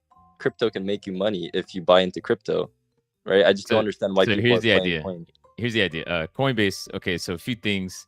So I'm actually net short Coinbase, and I think the management of Coinbase are like fucking scammers. But anyways, let's talk about the business. So the fact is, in the past, their sales to profits have been highly correlated to the price of crypto. So they've been trying, I think they've been pretty slow at it, but they've been trying to diversify and make their profits more based off of collecting spreads, i.e. using like interest rates, stuff like that. And from like staking. So like, you stake something, Coinbase can lend out money, provide the capital to stake something, and then, pay you the amount that you're owed for staking, and then they collect the spread. They collect the difference. So they're trying to operate more like a bank where you don't necessarily need increased transactions volumes. You can still make a spread. So the wider interest rates are, then the fatter that spread is. And therefore, instead of, say, like having a massive loss like they did last year or last quarter and the years before 2021, they can instead just simply make less money. So it becomes really hard to lose money when you're just collecting spreads on transactions versus your profits are actually tied to the price of crypto. So that's what they're trying to move towards, but it's taking a long time, and I'm not really sure why it's taking so long, but that's what the idea is. I don't know if anybody actually knows that. Like, if people that have been bullish on Coinbase, I don't even know if they understand that part of the business, that dynamic, but that's what they're trying to push towards. The fact is the revenue fell by 55% year over year for last year. So like, they need to get that going. And in the meantime, they're just handing themselves literally over $1 billion of stock-based comp and diluting shareholders. And you know what that reminds me of? That reminds me of Palantir doing that. You're talking about not bad corporate governance, but it's very much like a techie startup move, right? Pay yourself first and forget the shareholders. The one thing I will give Palantir is that they are the ramp to profitability. So last quarter wasn't their first profitable quarter. I know that's what everybody's saying, but cash from operations, that's actually been positive for several quarters. And that reflects like true cash profitability. Net income is bullshit, is GAAP, and it includes stock-based comp. It includes all sorts of other bullshit, tax shields, right? So they've actually been profitable, and their road to profitability has been gradual. And that's a good sign. Like, forget the valuation, whether it's overvalued, whatever. But the road to profitability, the fact that was they're gradually becoming more profitable, that's a good sign. Like, that's a well-run business. Coinbase, when they're really unprofitable, they have 1 year of a lot of profits because crypto took off, and then they swing back to a big loss. That's not a good sign. That's not a healthy business. That's not a strong growing business. So that's what I would give to Palantir. They did have a lot of pretty high stock-based comp, but I don't even think it came close to Coinbase. That's what I was going to ask if you knew what the percentage was. When you said the 40s on Coinbase, that's why I went to them without knowing the number. I just didn't know if you knew it offhand. Well, I think another reason why Coinbase suffered is because the nightmare scenario of Armageddon of crypto happened with FTX collapsing and realizing that centralized exchanges, not your keys, not your wallet, ideal. So they suffered a lot of the bank run and pullback with people trying to get their coins out or just going back to fiat. I mean, they do have their own wallet in their defense, so you can technically pull it off the exchanges. But I agree, there was some backlash there. But we talked a little bit about it yesterday. I think in some regards, because they are traded on stock exchange, they have to use Big Four accounting, and the fact that they are doing staking, it's probably seen more as a safe haven, even though not necessarily a profitable business yet. So there may have been some spillover effect from that loss. You know, even if people pulling it off the exchange, they do. Oh, there have a definitely loss. was. It wasn't about how well are you doing; it's about how well are you surviving. I mean, typically I invest in companies that I use the products or services. I use Coinbase, but I don't buy their stock or deal in their stock. Just not interested. Don't they have like the highest transaction fees? They've come down a lot, but yes, they were known for that. Even though they were probably one of the easiest windows to get, or to get. That part doesn't bother me as much because I want them to survive so I can use them to trade, but I don't want to invest in them. Like I do trade with them, but I want them to survive and make money. But I don't feel comfortable enough investing in them. I'll just invest in Bitcoin. What were their user count though? Was it going up, down? I have to double check that. I just saw 55% decrease in revenue. So what? Really? Yeah. So I missed the user growth count. I'll look at that. How's their revenue diluted? Yeah, maybe there's some good parts there. Yeah, I mean, Coinbase's main purpose is that they are the gateway for people in America to convert their money in and out of the U.S. dollar to coins. And I would say, like, I did a lot of stuff with coin, that stuff in like 2017 and up until now. And I've got some friends that are heavy into it. The majority of them don't do staking. Crypto's usually more used as more like a speculative thing. I mean, some of them do staking for sure, the guys that just have a ton of money, but I don't know if that's going to keep Coinbase afloat. They need that like FOMO. Oh yeah, they need transactions. Yeah.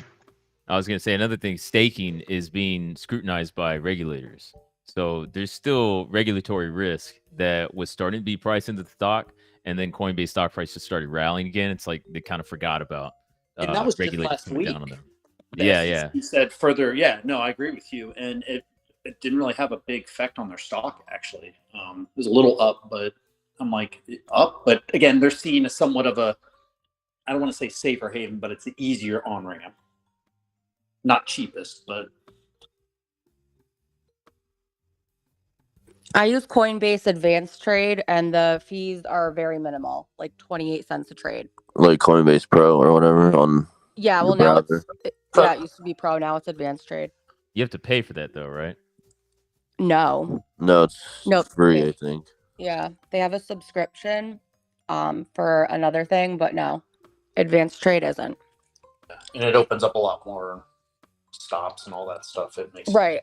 Yeah. And they have a tiered fee system, so the more you trade, the higher your trade volume is, the lower the fee.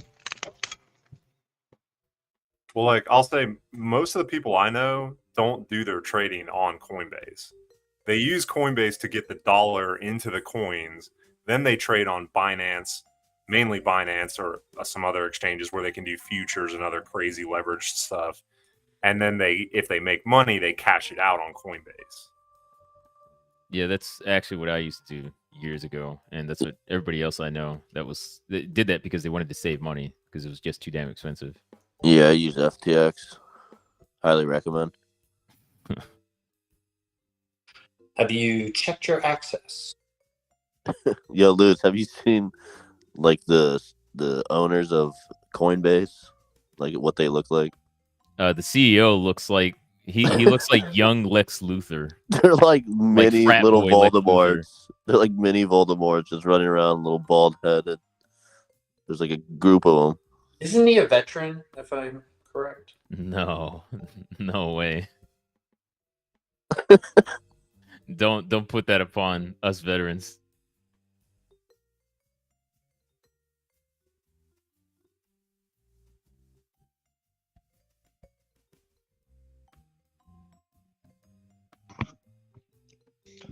Luz, by any chance, did you got the BBR report early 1 week? Did I get the what? When you were in São Paulo?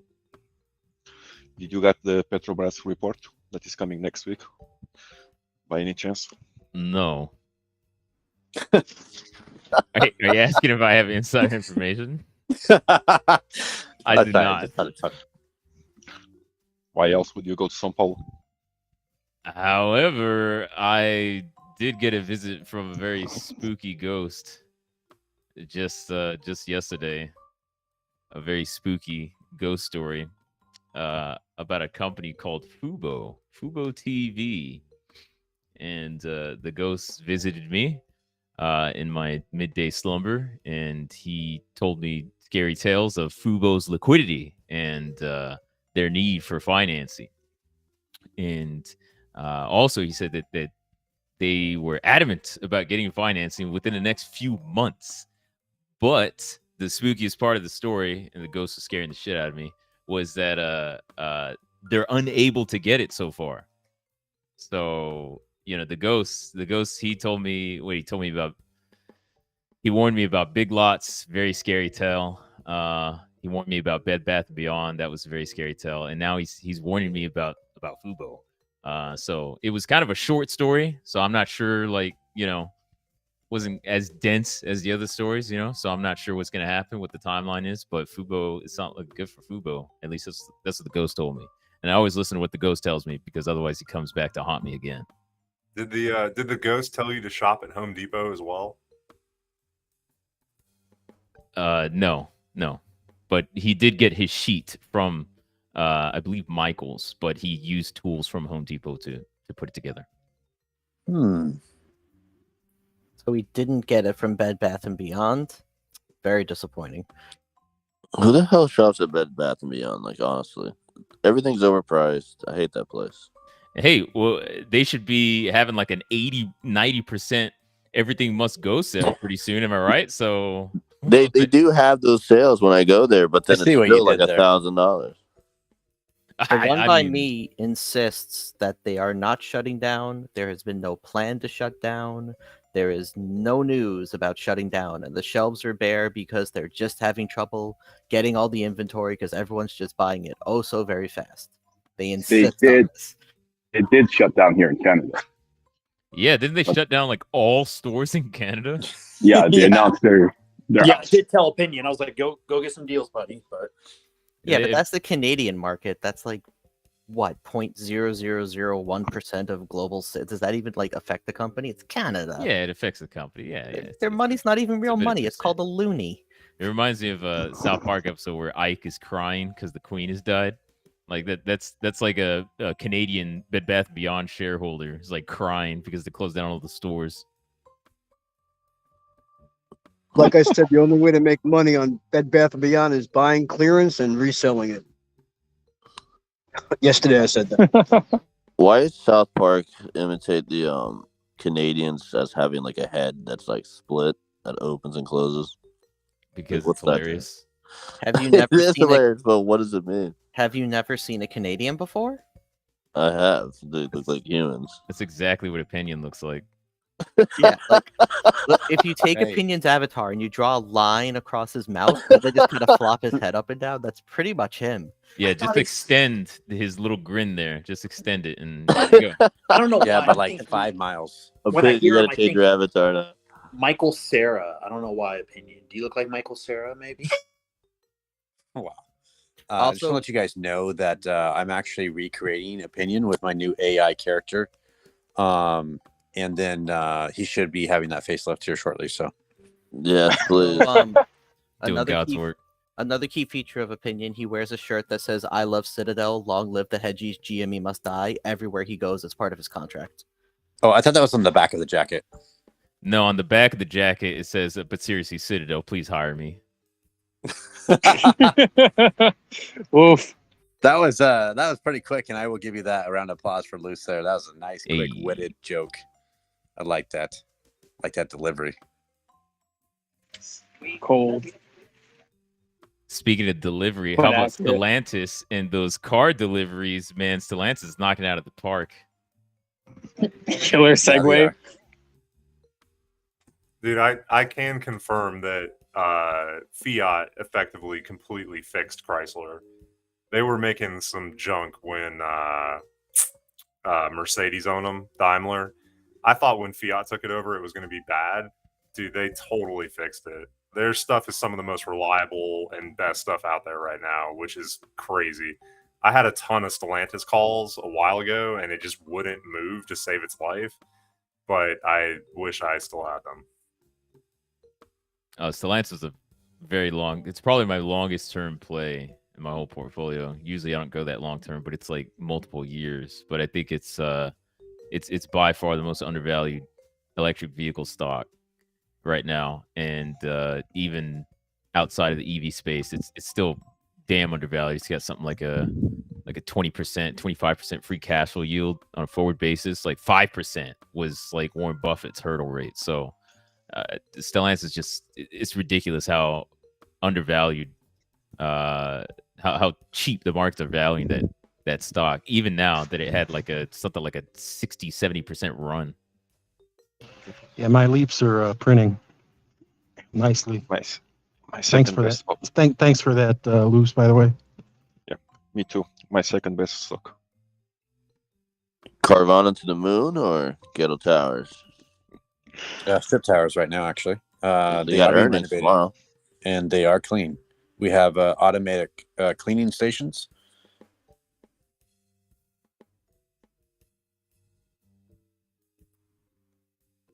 AMC's up 7% because it's up 7%. Apparently, that's the reason. So there you go. I guess this is a day 2 of MOAS. Y'all enjoy those big wins.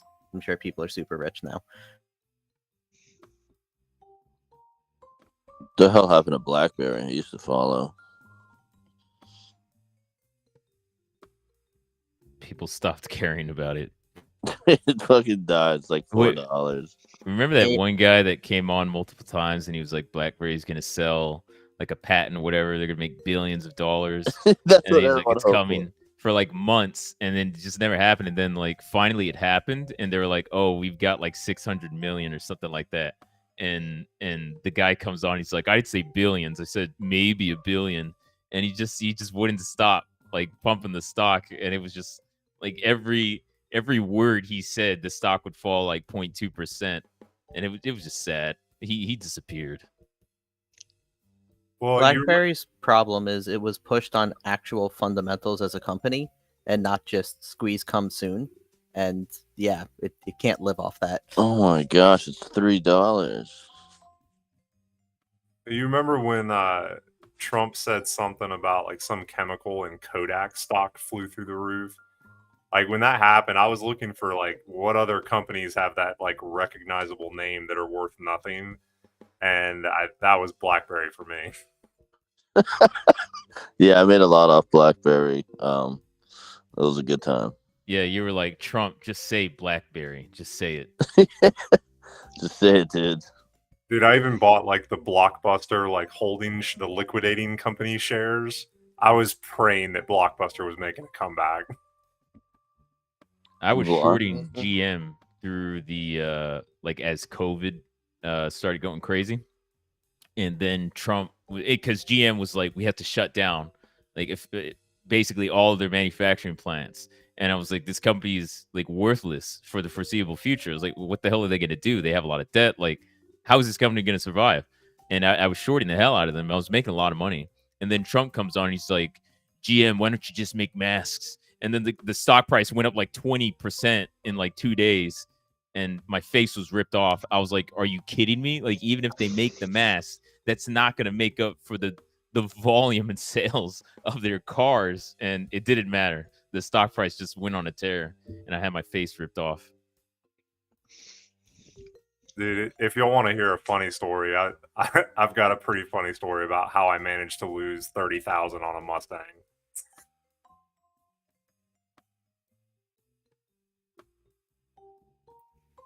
Go on. All right, so when COVID happened, right, they're like limiting the factory productions for the GT350Rs, the new one, the last year that they're making them. And yeah, I bought one thinking that they're going to go way up in value. I think I paid like $75K for it or something. Left it in the garage, wrapped in plastic, didn't touch it, didn't drive it. One day I decided to drive it, blew the engine, 90 miles on it. Snapped the timing chain, just wrecked the engine. And turns out they used my car to figure out that there was an engine builder who didn't take the timing chain tensioner pins out of them. and they recalled all the cars, and everybody that didn't drive their car didn't blow an engine. So then I sold it because it didn't have a numbers matching engine in it anymore. And 3 months later, those cars went up to about $150,000, $170,000 in value. So that was great. It sounds like what happens to people trading on Wall Street Bets.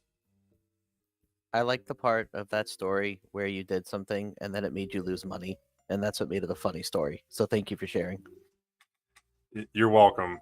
My wife almost left me for her boyfriend, but for some reason she's still here.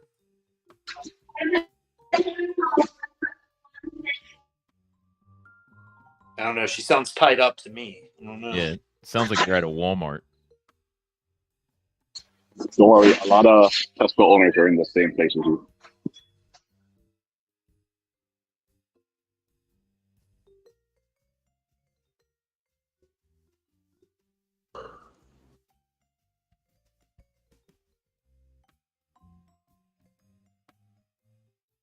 What do you guys think about eBay? I think they're reporting earnings tonight, I believe.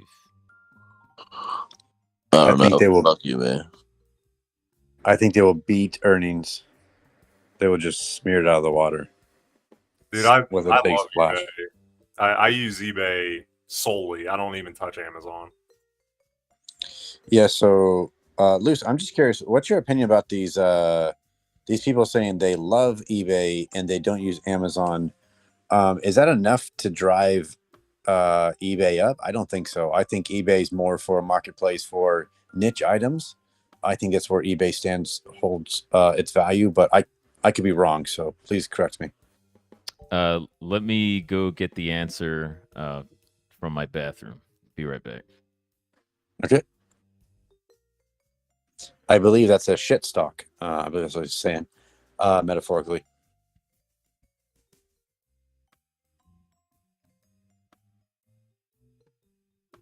So speaking of toilets, that's not all things that are flushing right now. We do see some stocks tanking. Excuse me. That VIX is pumping to 32 cents and tanking down slowly. Stocks are slowly grinding back down, but don't worry, we still have Adobe up $3.74. Home Depot's up, and yeah, what are you guys playing right now? Are you guys making some money, losing money? I'm losing so much money, it hurts. I don't know why I find that funny. I'm so sorry. I hope that you can recover soon.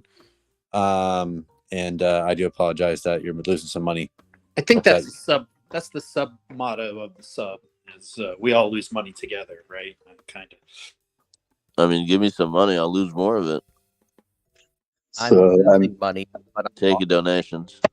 I'm losing money, but I'm long on everything. So Exactly. You When go it's all short, here, you lose. doesn't You hurt go that long, you lose. So based on my trip to the bathroom, I think eBay's guidance is not going to be very good. I agree. It's a piece of shit stock. It's a piece of shit company. They need to die. Amazon take over the world. They have piss poor earnings. So I trust Luce because he's smart, but the guy who said he keeps losing money all the time agreed with him. So I don't know which one wins out on this. No, I'm not losing money, but it's funny. Yes, you are. So what's the play with Tesla Investors Day? Is Tesla going to drop after Investors Day, or do you think it's going to sustain around 200 or what?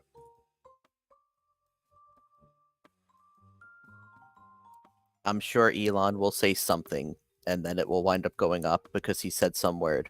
Or they'll throw another rock at some glass and it'll shatter, and that'll just be the thing that comes out of it. I'm kind of hoping for the second one. What's up with the robot?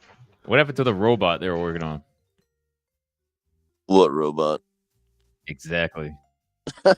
Again, the energy. It says we're gonna charge the world. That's the energy thing. So it's gonna be have battery packs, clamps. And I'm not gonna say who's hooked up to it. I don't know if you guys. Oh, sorry. Go ahead, Epin. I was just gonna say it's gonna come up when he needs to sell some more stock. Yeah, exactly. And if you didn't learn anything from the Cybertruck, it takes a couple of years for his announcements to come to fruition. I'm a little worried that allowing other EV owners to use Tesla charging stations is going to cannibalize Tesla sales. I don't think it's going to be the fast charge. I think Tesla's biggest problem is they're now running into companies making cheaper and comparable vehicles. Better. Right? Like I can is what get you a meant to say. Chevy Bolt for almost half the price of a Tesla with just a slight reduction in range. I could get a Prius. You can't compare it to a hybrid. You have to go EV to EV. They're not fully EV yet. Well, I think Tesla's just enjoying like fat margins because everybody was so hot and bothered by their cars. Like for anybody that's been inside a Tesla, you have to admit it feels cheap. Like it feels like you're driving Spirit Airlines. Like there really isn't anything. You can tell, like it's so obvious why their profit margins are so high. Like I don't hate them. Like nothing against the business. I think the business is really strong, and I get it. But their cars, like the interior is cheap. Yeah, they have improved. They have improved, but they were like some of the worst rated on the Consumer Reports for years. So that's more than anecdotal. Yeah, everything's super finicky. They have this like shitty iPad that just never works. Like it's like a toy. Right, and again, you can get like a BMW EV for the same price as a Tesla, but it's clearly better made. The lines are soldered properly. You can just like the interior is much nicer, and it's almost the exact same price as the What's Tesla. better, man? Oh, BMW. The BMW, yeah, the Now, BMWs. There's a BMWs lot are of finicky too, man. I don't really like them. Well, they're nicer on the interior than Teslas, that's for sure. 100%. But they're Nazis for charging like what, a monthly subscription for like heated seats and stuff like that. Did you say that because it's a That German was- engineered car? I mean, loose. That was an optional thing. That wasn't actually something that they were. Isn't Volkswagen the Nazi? Yeah, And, they are. And Mercedes now Mercedes. has level 3 autonomous, and it's like half as much as Tesla. So would you rather own a Mercedes? I would or- take the Mercedes. I would take the Volkswagen. I'll take the Lexus EVs over them. I mean, But even like the depreciation. There's a good YouTube video on Mercedes Level 3 Anonymous. It's hilarious. Before you buy that, I would strongly recommend you watch the video. Well, I saw the Super Bowl commercial on Tesla self-driving, and if you take a plastic dummy on a string and you pull it in front of the Tesla at the last second, it did not break in time. So that sold it for me. All I know is that my cousin's fiance died in the Tesla. Whoa. So puts. That took a dark turn. Yeah, I had a 16. I had a 16 Model X, and after owning that car, I'm in on puts. And that's when they had the build quality, or the worst build quality was back then. Well, when the whole car died and I couldn't even get the frunk open to fix it because the lead acid battery went bad, I really questioned their engineering. You built a car with a massive lithium battery that is completely controlled by basically a Toyota Corolla battery in the frunk, but the big battery can't charge the little battery because, God forbid, you put an inverter in it. This was ridiculous. Can we all just agree that the word frunk is a terrible word? I agree. It's I did cringe a little there. I was like, oh, what is that? Like as if trunk, like the T, the T in trunk, like what the hell does the T stand for? You know what I mean? Like, is that the logic? It's dumb. It's like you're trying to sound hip, but I just don't know what else to call it. I mean, that's the word for it. FUPA, Yeah, that's what it reminds me of. It reminds me of the word FUPA. It's 100% a FUPA. Speaking of Fubo, you seen Fubo? Yeah. Fubo, you say? Puts. The ghost of credit told me Fubo can't pay their stuff. So yeah, their cash burn rate is actually pretty high. I just added them to my short watch list, and I think the puts are a little pricey. Not a little pricey; they're quite pricey. So I'm gonna have to figure out how to short that one. I don't think it's yeah. It could. I don't know. It could be. I don't know if they'll be like announcing bankruptcy anytime soon because they have cash. They're just like terribly unprofitable. But yeah, I'm gonna have to dig into them a bit more, and I think it's safe to say that I got another few weeks to look into them, at least another few weeks. So I don't think it's anything pressing. Plus the fact that they're basically a penny stock already. But I wouldn't be surprised if if they had trouble getting financing, if this started looking like another Bed Bath & Beyond situation. But there's not much meat on that bone left to short. I mean, what can you short? It's like down 99%. Let's short it. Yeah. I mean, if a stock was trading at $2.26 and there's a 90% chance of going bankrupt, like, you know what I mean? You could put like 2%, 5% of your portfolio into shorting it. So the ghost that's whispering in your ear, are they saying bankruptcy? They're not saying that, but the liquidity concerns are real. So, like I said, I need to look into it. I'm going to look into it a bit more and do a couple cash burn rate calculations. And I just bought puts. Yeah, all right. Well, Loose, let us know if the ghosts say bankruptcy, because that means we have to load up on calls when it just rockets off that news, because apparently bankruptcy is the most bullish thing a company can announce nowadays. So we would love to prep.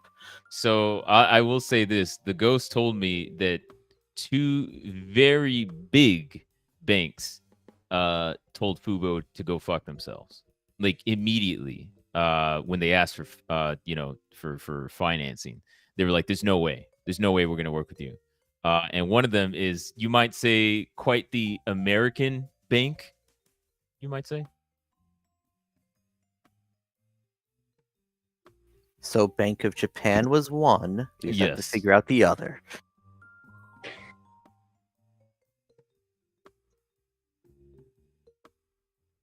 But all I'm saying there is that you had 2 big reputable banks immediately say no. And as you know, my fellow janitors used to say when I would mop floors at an investment bank, we were like, okay, maybe Wells Fargo will want them. But maybe Wells Fargo, maybe even they're like, no, we don't want them either. So. If Wells Fargo doesn't want them, then yeah, this is dead in the water. So Loose, this is going to be a slightly stupid question, but do they have the ability to finance through a share offering, or is it beyond what they can do there?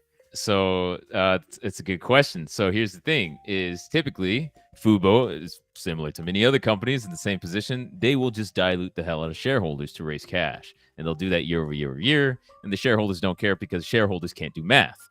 However, the stock price has gone so low that at this point, it's not prudent to issue shares, because they're going to have to dilute the hell out of shareholders to raise any significant amount of cash. On top of that, if they do it and the stock price reacts, as in the stock price falls, they will be delisted. So they already run the risk of being delisted. So they don't have that option. They just don't. So the only option they have is to secure financing through a bank. However, as I know, because I'm a savvy janitor, and I listen to all the bankers talk during their meetings, the initial reaction from a banker would be, wait a minute, this risk is supposed to be accepted by the shareholders. It's supposed to put on the shareholders. You run the risk of liquidity, of bankruptcy in a year, and you're instead of putting the risk on your shareholders, you're trying to put the risk on us. Go fuck yourself. That's the bank's perspective. So I don't think any bank is actually going to want to lend them money unless it's some kind of ridiculously good deal for the bank, like really high interest. Maybe they seize their assets, but I don't even know what assets Collateral. Fubo TV has. Yeah, like what is their collateral? So I think they're kind of screwed. And I think delisting risk is, I don't think the ghost, based on what the ghost tells me, like 99% confident that the reason why they need financing very quickly, very soon, is because they know they're going to be delisted. So what happens to puts if you get delisted? It goes to zero. Luce, can they not do warrants or anything like that? Is that also beyond them right now? They could do warrants. It's still going to be like, warrants are still technically dilution. When you think about it, it just gives you the right to purchase shares, but they have to create those shares, right? So it's just delayed dilution in a way. And they could do a reverse split, couldn't they? I mean, that's a very grasping at the last rung move, right? But they could do that too. They could. I think there's still one thing. I'm forgetting my listing rules for the NASDAQ. But yeah. The voters would have to agree on the reverse split, right? Like, for instance, I had options on GNC when the bankruptcy talk was happening. The stock dropped down a ton, so I was like, oh, let me buy some calls. And then instead of them like kind of stalling the voting for delisting, they just instantly went to pink sheets. Like, I lost every dollar in the options. If you still had stock, you could take whatever remnants was left back out of the pink sheets, but ultimately every options was killed to zero. So be careful with options on these if you think you're going bankrupt. Yeah. Or delisting. And even if the options like continue to exist, the liquidity, that's going to be your Achilles heel. Like, you're not going to get any money because liquidity is going to be so damn awful. Yeah, you couldn't even sell them. Yeah, it was a terrible mistake. Does anyone know, do they have any original programming that would be of interest for an acquisition type thing? Or is it just like they're just going to go? Nope. They just, all they do, their business model is they just have to pay for content for rights, licenses to sports. And that's it. They're not diversified. And unless you're Disney or you're, Fox, one of the big broadcasting companies, and you have to pay for rights like that, and you have a diversified business where you can leverage that the rights to whatever sports, right, such as Amazon, it's a terrible business model. And if you're small, you have no competitive power. Like, you're never going to make money. So it really is a terrible business model.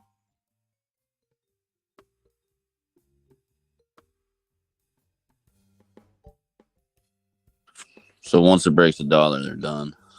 I will say, I will say typically the delisting doesn't just suddenly occur. Like, they will receive the delisting notice and the stock price will react. So if the timing could be finessed here, then yeah, you could shoot for that time frame, short them until they get that delisting notice, and then at that point, it's time to get out, because after that you won't be able to get any money. Correct, because instantly, I mean, usually they take time to vote on it and so forth, and then it goes through, and then they either reverse split or delist, right? But GNC, I think it was the next day or something like that. They didn't even try to slow the process down. They're like, you know what, screw it, we're just gonna go pink sheets. Like, that's how terrible it was. So you could time the bankruptcy play. They'll get the notice. They'll drop a shit ton, and you get out immediately.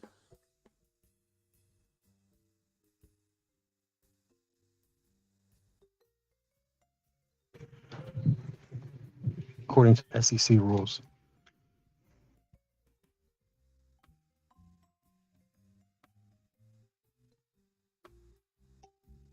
Yeah, it does kind of suck that it's damn near $2 because you have to buy a ton of contracts. So your commission is going to kill you. The puts would, in theory, if it delisted, the puts would just pay out at the delisting price, right? In theory, your broker would close it at the delisting price. If it was completely delisted, you'd have to basically negotiate with your broker. Sometimes they could be a pain in the ass. So that's not even ideal either. Yeah, I'm telling you, when GNC delisted, I lost everything, and there was no way of getting it out. You had puts on GNC at the time, and you were. I had calls after the massive drop, kind of like, "Oh yeah, it's gonna be like a Hertz play. We'll see a rebound." Nope, it just delisted the next day or two, and then I lost every single dollar. You couldn't recover any of it. Stock wise, if I had shares, I could have taken some out through the pink sheets or whatever, but yeah, 100% lost all on GNC. So yeah, if you had puts and the stock was completely delisted, it would be on the broker to get you that money that you're owed. They will often fight you on this, so it's still it's not, they owe you the money. Make no mistake, they owe you that money, but they'll still be like, oh well, we'll see if we can get our hands. They'll give you some kind of bullshit. depending on your broker. So that's like you should still get the money, but again, it's just not ideal. But Luce, do they settle that at as if the stock was worth 0, or I'm assuming they would settle that at whatever the last reported price was before the stock delisted, right? I'm pretty sure it's as if the stock was 0. It's either that or yeah, whatever that last price was. Either way, it should be like uh, the stock price should be damn near 0. So it shouldn't be that much of a difference either way. But again, it's not ideal. I'm reading something online here which said that Fubo TV, they said that they have a $5 price target. Price targets are always ridiculous, even for like good companies. The price targets like never hit if you check them a year later. It's always absurd. Yeah, for companies like Fubo, I bet it's like either what is it? What are those shitty analyst companies? That's exactly my point. Yeah, this is proactive investors. There's Roth Capital. They're one of the shitty ones. I'm trying to think the other ones. There are like 5 or 6 shitty analyst companies that they basically just pump stocks, and like nobody actually takes them seriously. But they'll like adjust price targets like just before earnings or something like that, like a big increase or a big decrease. Yeah, it's pretty dumb, and it's usually on like small stocks with low volume. The effects of pump and dumps essentially. Well, they said that they were in sports wagering. You think that might help their I guess their earnings? Maybe they said they got out of sports and that'll save them $20 million annually. You think that'll be enough for them to, I guess, have some 20 million annually? Yeah, and then sports. I didn't even know they were in sports wagering. Like, I don't. They were, but they couldn't get it going because it's really competitive. And the thing is, the companies that are fighting for market share in sports betting, they're spending a ton of money to lobby and to make it legal in most of the U.S. Now, not all the companies that are doing it have the money to spend on that lobbying, right? So you have a company, say like DraftKings, for example.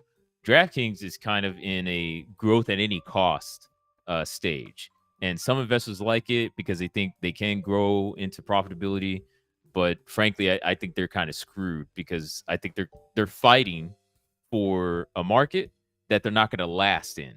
And Fubo, like if that's where DraftKings is at, Fubo is like, they're like an ant, like being walked by, and the people that are walking, just like passing them by, would be like MGM and like the big dogs. So like Fubo didn't even get close, and it would have actually been a decent opportunity because they would have been diversifying the business, and it would have made sense, right? There would have been some good synergy there, what with the programming, but they just can't get into that industry. So Fubo just kind of sucks in general. I don't know what they're going to do. They don't have any capital to diversify at this point. So, yeah, I don't know. Maybe I'll just short the shares directly. I don't know.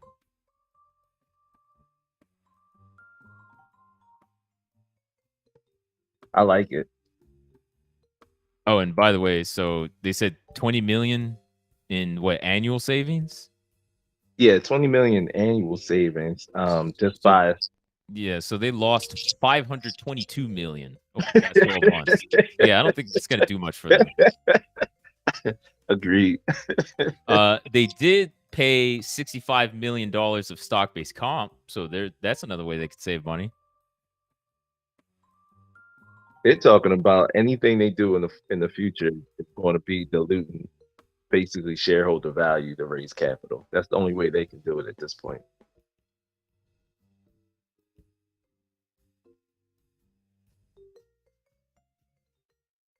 Oh, wait a second. The cost to borrow is only 3.5%.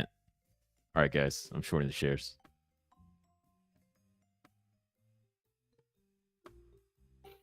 Careful. Once they say the word bankruptcy, it's going to go up like 50%. Yeah, it's true. If we've learned anything from Bed Bath & Beyond and Revlon, it's the most bullish thing in the world. Apparently, all the shorts just cover at once and rocket it. Yeah, risk to me is retardation. Would any company be interested in maybe acquiring them? Okay, I'm a company. I'm losing millions of dollars a year, and I can't figure out how to make money. I don't know how I'm going to make money. Would you like to acquire me? Didn't Elon do that with Twitter? Exactly. But Twitter has something that you can see of value, even if it might not be a profitable company. So this one, like Lou said, they don't have any original content. You know, it's not like they own Stranger Things or something, and there's some value in there. They could say, "Hey, don't you want to be the exclusive one who gets this?" They don't have that, so there's nothing to buy. This is apples to oranges. Twitter was a profitable company. They had positive cash from operations. They were just stagnant because the executives were paying themselves about 30% of annual sales in stock-based comp. So they were just getting paid, billions of dollars to sit on their ass. Twitter was a profitable company. I think Elon kind of ruined it. But it's a way different story than Fubo. Elon was an idiot for acquiring Twitter like that. I was just kidding. But okay. Fubo is completely worthless. I think you would a better deal would literally be for you to acquire me. I think that would be a better deal than you buying Fubo. So Elliot, if you want to start the bidding. Luce, what's the listing price on that? Yeah, so ladies and gentlemen, your bids will be confirmed once the bid is submitted. I want to let you know that that is the final bid. You cannot retract your bid, and the payment will be in said. What are you thinking, Luce? What do we need payment in? Bitcoin. I would say, why not the Discord coin? I've got some of those. So I'm offering one yen. Gord. I'm offering one Gord future contract. I don't know if anyone's going to beat that. Okay, we can start with that Gord future contract. I'm fine with that. Cool. All right. I thought I was hosting this auction. Luce, you are the asset here. But nonetheless, okay, we got one gorge going to Rad the Reptile, Rad the Reptile, Rad the Reptile. One gorge for Loose Ventures. Who wants to come in with one more bed here? Come on, get your beds in. I have one barrel of Japanese whiskey. Oh, we got one barrel of Japanese whiskey. Which one has more leverage? We'll say the. I'll bid 5 shares of Wish. All right, 5. What the fuck? Get out of here. I think that's a decrease. Yeah, that's a decrease value. I am professional here, so let's continue. I at least gave a future contract. What do we do with 5 shares of Wish? Yep. We can appreciate that, sir. Thank you for participating. Would you like to increase those odds for you? You have this fine asset here, Loose Ventures. 1,000 FTX tokens. I bid 10 calls of $5 Fubo. Okay. Wasn't sure what the last part is, but it sounds sexy enough. We'll take it. All right. We have 10 calls to his fine ladies in his phone. Sounds pretty promising. So 10 calls it is for Loose Ventures. Anybody want to go ahead and add a little tally for that? $5 calls though. just to kind of get you a little bit more hot and bothered. I'm black from the waist up, Asian from the waist down. Let's go. Reverse day it is, ladies and gentlemen. We got Loose Ventures here going in with his description of his body, which I believe before used to say you were black from the waist down, but I guess things have changed. It must be cold outside. Ladies and gentlemen, Loose Ventures still on the block here. We have Rather Reptile coming in, Kemar Mask, as well as externalist. Anybody else want to come in with something a little bit more appealing here? I really like gourds. Who doesn't like gourds? They're the future. All right, we'll take some gourds. How about we do this? I'll give you guys a piece of him, and I'll take all 4 of your guys' wagers here, and you guys can just share Loose for yourselves. How's that sound? I'm amazed Opinion hasn't chimed in at any point during this. Well, we are talking about money. Before I make my offer, I would like to know what we are allowed to use Loose for. Is there anything that's off the table? You can use me for any type of loose venture you find interest in. Does that answer your question, Copper Murphy? We come in with the bid here. Don't embarrass yourself. Put your hand up, and you wanted to bid. So go ahead. Let's bid something. Put some on the table. Everybody, Copper Murphy on the spot here. I would like to offer 5 shares of Bed Bath & Beyond, 5 shares of GameStop, and a new copy of the Harry Potter game in your console of choice. Wow. That sounds like somebody really wants this asset at hand here, guys. Ladies and gentlemen, we have a wow. I'm a little shocked by this. Seems like we might have a winner right off the spot. We need proof of assets though before we can hand you over this fine asset. That's a walk-off home run. I will purchase them right now. I have designs and plans for this. Does he come with his own liability insurance? Because I don't think I want to put him on my umbrella policy. Yep, he comes with his own liability insurance, but needs to be transferred to yours. I promise you, it's promising. Yes, go ahead. Yep, all that stuff. You do get to claim him on your taxes, so keep that in mind if you actually made money. I work out 8 days a year, and then I draw abs on my stomach, so that should tell you something about I it. have officially upped my bid to 10 barrels. 10 barrels of Japanese whiskey. That stuff's hard to come by. Yeah, I want to call. I can't even carry 1 barrel of Japanese whiskey, and I've tried. So I'm just curious how I can get these 10 barrels over. I'm still stuck on that one Physical GameStop delivery. share. Yeah, physical delivery of barrels of whiskey. Yeah, looks like Copper Murphy, you came in pretty with a nice little bid there. Looks like the asset is might has chosen a winner here. Throw up the Doge if you guys agree with Copper Murphy's bid here for Loose Ventures. It's only for it's not actually for the whole time, just for the record. Yeah, no one asked. I'm not offering any more. It was hard enough to offer 1 contract of Gord's. I'm big on Gord's futures. Can I? How about this, Elliot? Can I maybe take? I'll take 20% of the gourds you were offering. I'll take just 1 barrel of the whiskey, and then the shared GameStop, and all 3 of you can have me. Yeah, I think that's fair. I also would like to proof of assets. We're going to have our secretary come by just to verify that the assets are true. We've had bids before where people come in with these sexy offers and they don't deliver. So we do need a confirmation of proof of funds. I will give your secretary my home address. I feel like I can have confidence in your hiring selection of secretaries. Yes, it's actually not my secretary. It's actually Luce's secretary. I just know her as a Leon's more so. She's my secretary. I was really hoping that it was a him, but I'm down with whatever.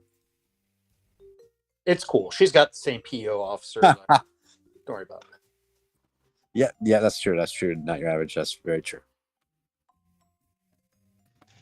She has an 8-inch clitoris, I'm told, so I hope that helps. Whoa. No, they went extinct 65 million years ago. Well, this got real weird real fast. Yeah, Human Genome, you're not allowed to the started after party. auctioning people off, it got weird. No, listen, this was a loose venture, and we needed some plays. The chat was saying, where are the plays? Dinosaurs or something. Human Genome, you're going to have to bring some extra bottles this time. All right, then I've got some Wendy's coupons I'd like to put up. I will add in a case of Mio sparkling sake, the finest of the sparkling sakes. All right, Luce, I'm going to go ahead and up my ante. I'm going to go ahead and give you whatever whiskey you want directly from Japan. And then I'd like to introduce you to some of my friends, to teach them a couple tricks. Bukake? Hi. Sold. All right, I'm the winner. Don't you guys like that? It was rigged the whole time. A lot of friends. All you had me at Bukake.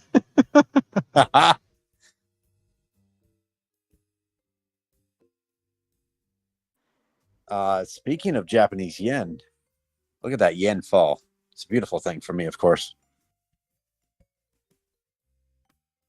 But don't get too comfortable because the BOJ is coming out pretty soon. You won't retire without leaving a nice little mark. Dude, I'm jumping in on these Boyle calls. I was looking at that chart, man. It almost just seems too good to be true and somewhat intelligent. Yeah, So it's Boyle not is squeezing. So keep in mind, because it's a leveraged ETF, it's a 3x leverage, I believe Boyle is. It's always going to look like it's way too low and it's down more than it should be. The chart's just naturally going to have that appearance.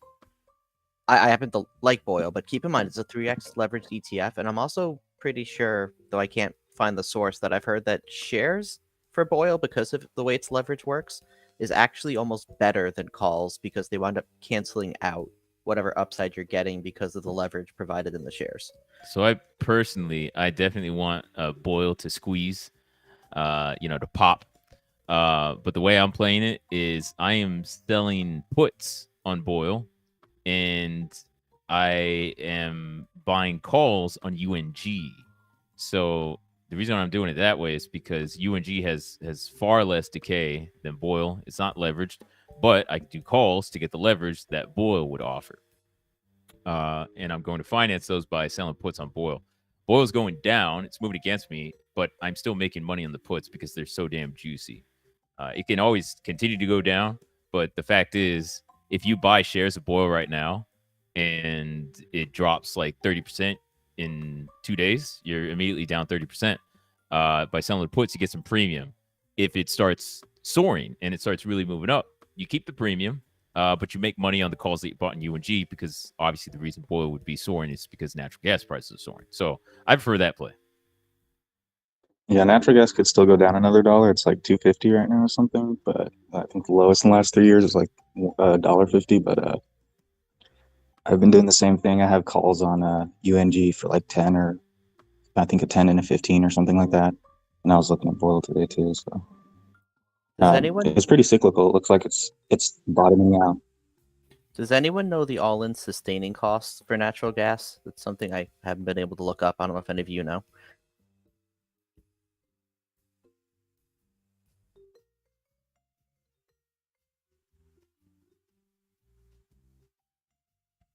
All right, then. Nah, I just short sold 3,500 shares of Fubo.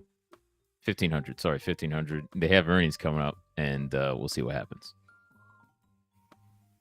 Good to know. So 1,500 shares is the all-in sustaining cost of natural gas. 1,500 shares is correct. I'm sorry, Rad. I don't have the answer for you. I would get it for you if I could. It's okay. I kind of realized as I said it, no one's going to know. It used to be around 3. No, I'll tell you that. It used to be around 3 because we'll leave it in the land. We'll leave it in the land. The wells are there. So there is a price where you can just cap it. And it's usually in the low 3s. Why don't you ask Chat GPT, man? Weren't y'all having a boner party about that earlier? Yeah, they couldn't stop breathing over it. I was like, geez. And then they were arguing about AI. I was like, it's unbelievable. Did a Jade Lizard on Home Depot. For those who don't know, Jade Lizard is your short, slightly out of the money puts, and then you sell a call spread slightly out of the money. And the goal is to make money. If the stock is flat, you make a decent amount of money. If the stock goes up a big amount, you make a little bit of money, but there's no risk to the upside. Your only risk is to significant downside. In this case, I think Home Depot would have to drop like 8% by March, the monthly. So I'm doing well on that so far, but I think it's still a decent play.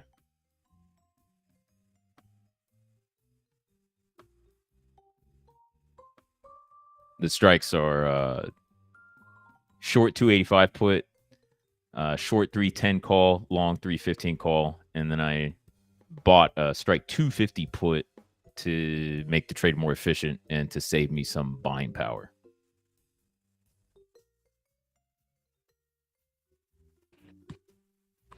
You're a pretty smart janitor. I'll say that. Well, maybe you haven't met a lot of janitors. His actual name is Dr. Jan Etor. So, yeah, very smart guy. It's a PhD. Sanitation engineer. That would be more fitting, I think. Is that his midnight name? I have many names. And I'm sure many masks, but yeah, the chief janitorial engineer, sanitation engineer, sanatorial Jedi, Yahweh. They know me by many names.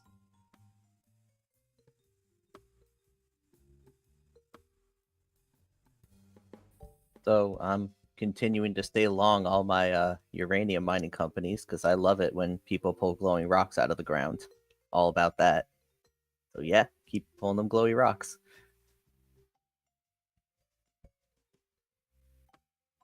Hey, glowy rocks, the inputs, those are shipped, correct? Like shipped overseas, right? The rocks themselves depends on where they're coming from. A lot, I mean, if it's coming out of the US, it usually goes to like a US company. But a lot of it comes from overseas, specifically like Kazakhstan. Yes. So I like Diana Shipping for that. They're dry bulk. I mentioned them earlier. What uranium companies are you in? Mostly Energy Fuels, U. It's got a lot of U's, but I like them. Uranium Yeah, I play, sold rare earth that elements play. a couple weeks ago. I rode up that last little wave. I'm waiting for it to fall back down to get back in and ride it back up again. Is Transocean reporting this week? Speaking of shipping, any?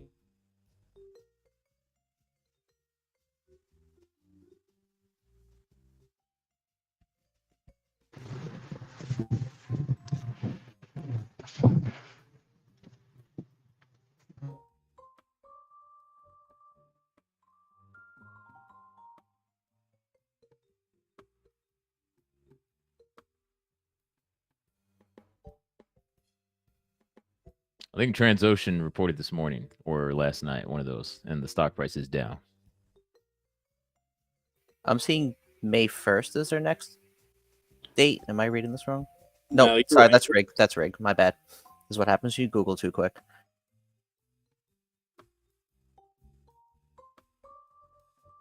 no, that's right. Rig is the ticker for Transoceanic. Oh, what do you know? So yeah, I'm seeing May 1st as their next report date.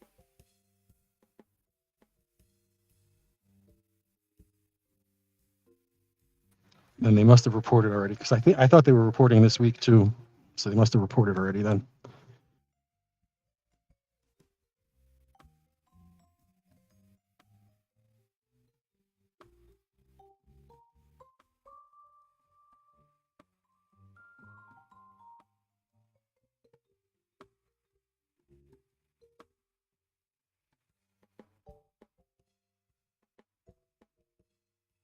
What is this? What's the background music called? I think I'd like to pipe this through my house speakers and just have it playing all day long. It's called Darude Sandstorm. Really, because when I looked it up on my phone, it came out as Nero Doomsday. It has many names, much like Loose.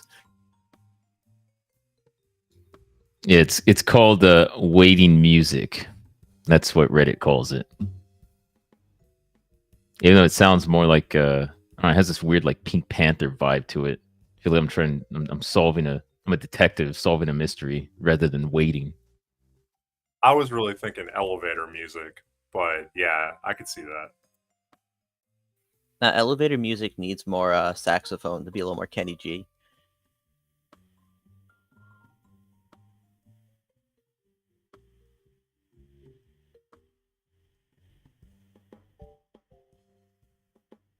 All right, so round 2 of the bidding goes to Opinion now. So we're going to bid off Opinion. No, just joking. Anyway, I was thinking. Go ahead, Luce. Doesn't. Oh, I was gonna say 2 shares of Fubo.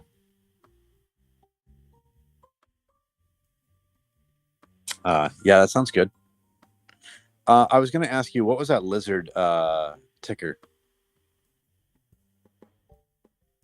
Oh no, it's a trade, Jade Lizard. And I was doing that on Home Depot. Ah, okay. I digress. Some of these trades names are like absolutely ridiculous. They sound like former WWE stars. Yeah, like Iron Condor, especially from the top rope. What about Yeah, how is that not a Albatross? person? It's the Iron Condor. He'll squeeze you out. How about Guts? You like Guts? You like Albatross? I liked Guts. It was a pretty cool show. I would have ran to the top of the aggro crack.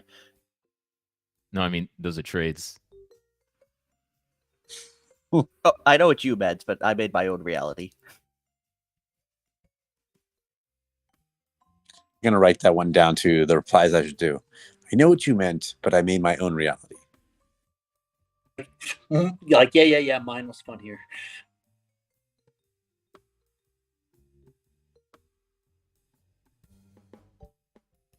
Look at Home Depot go on that tear. Nice.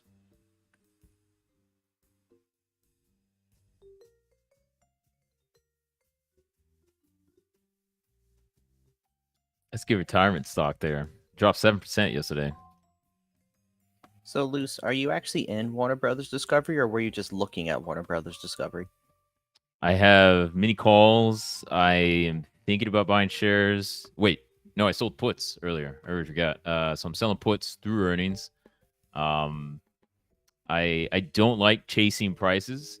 So typically I'm like, okay, maybe I'll buy some calls, but I'll sell some puts while I'm at it to kind of finance those calls.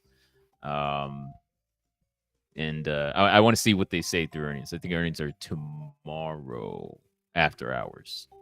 So we'll see.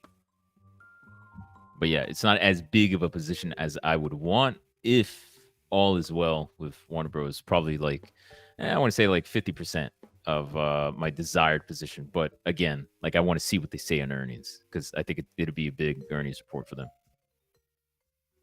They don't have anything to announce content-wise coming out, right?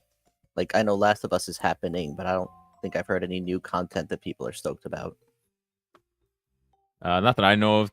I know they just talked about making a new Harry Potter movie with the 3 original stars, Harry and you know what's his boyfriend, and then the girl.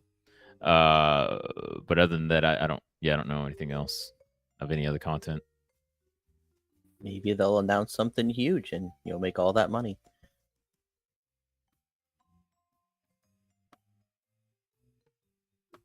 I heard you're a racist if you like Harry Potter.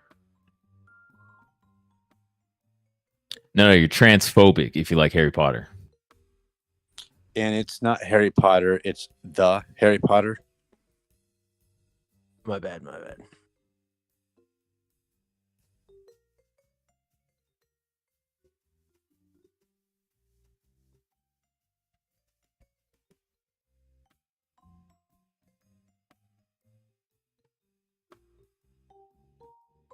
Is there any good movies coming out? I'm trying to figure out a good play for AMC. Are all the good movies gone? What's going on here?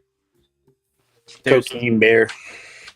There's no play to make on AMC off of movies. The big thing for AMC is the ape conversion vote. And if that passes, then they do, what is it, a 10-to-1 split, followed by probably stupid levels of dilution, like insane levels of dilution, because that opens up $1 billion of cash raise that a company with $2 billion of debt can now do. I think the real plan AMC is to become a member of the board of executives, pay yourself millions of dollars in stock-based comp, and dilute the shareholders. I mean, I'm still long on ape for that conversion vote, but I've acknowledged many times it can be a stupid play, and it was much better to get in earlier, obviously.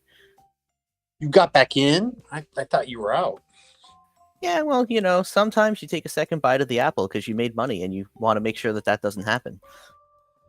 If, say AMC or maybe BBBY, if they came out with like some similar token and they made the ticker TARD, like, would you guys be excited about that? Would you see any, any pattern there? if anyone makes a share, if anyone that's cash starved makes a backdoor share method to raise capital that has a 1-to-1 conversion and there's a significant price difference, I'll at least look at it.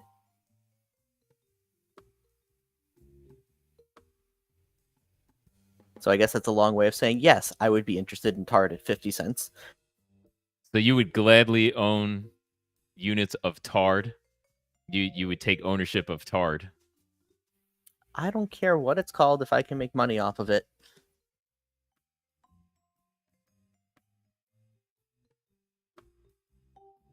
In fact, not just there, Luce, not only would I own TARD, but then when GameStop came out with their version, I would own it as well.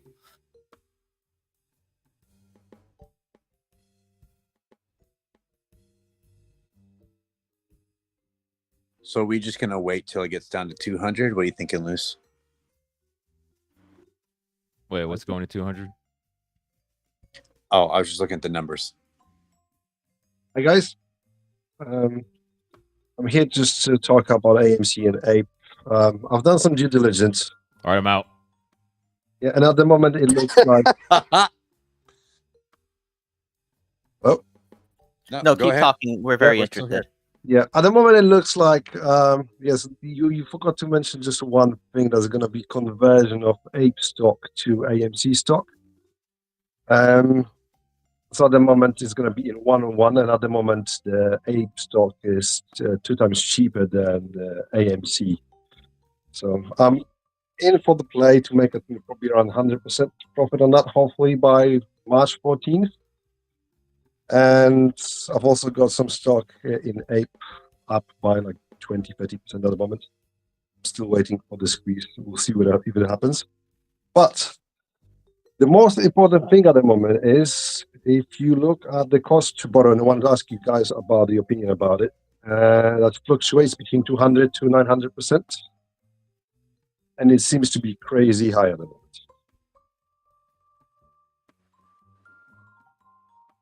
Guys, have Okay, you... so what's your in 5 sentences or less, what's your summary? Like, where are we going with this? So what I'm thinking is that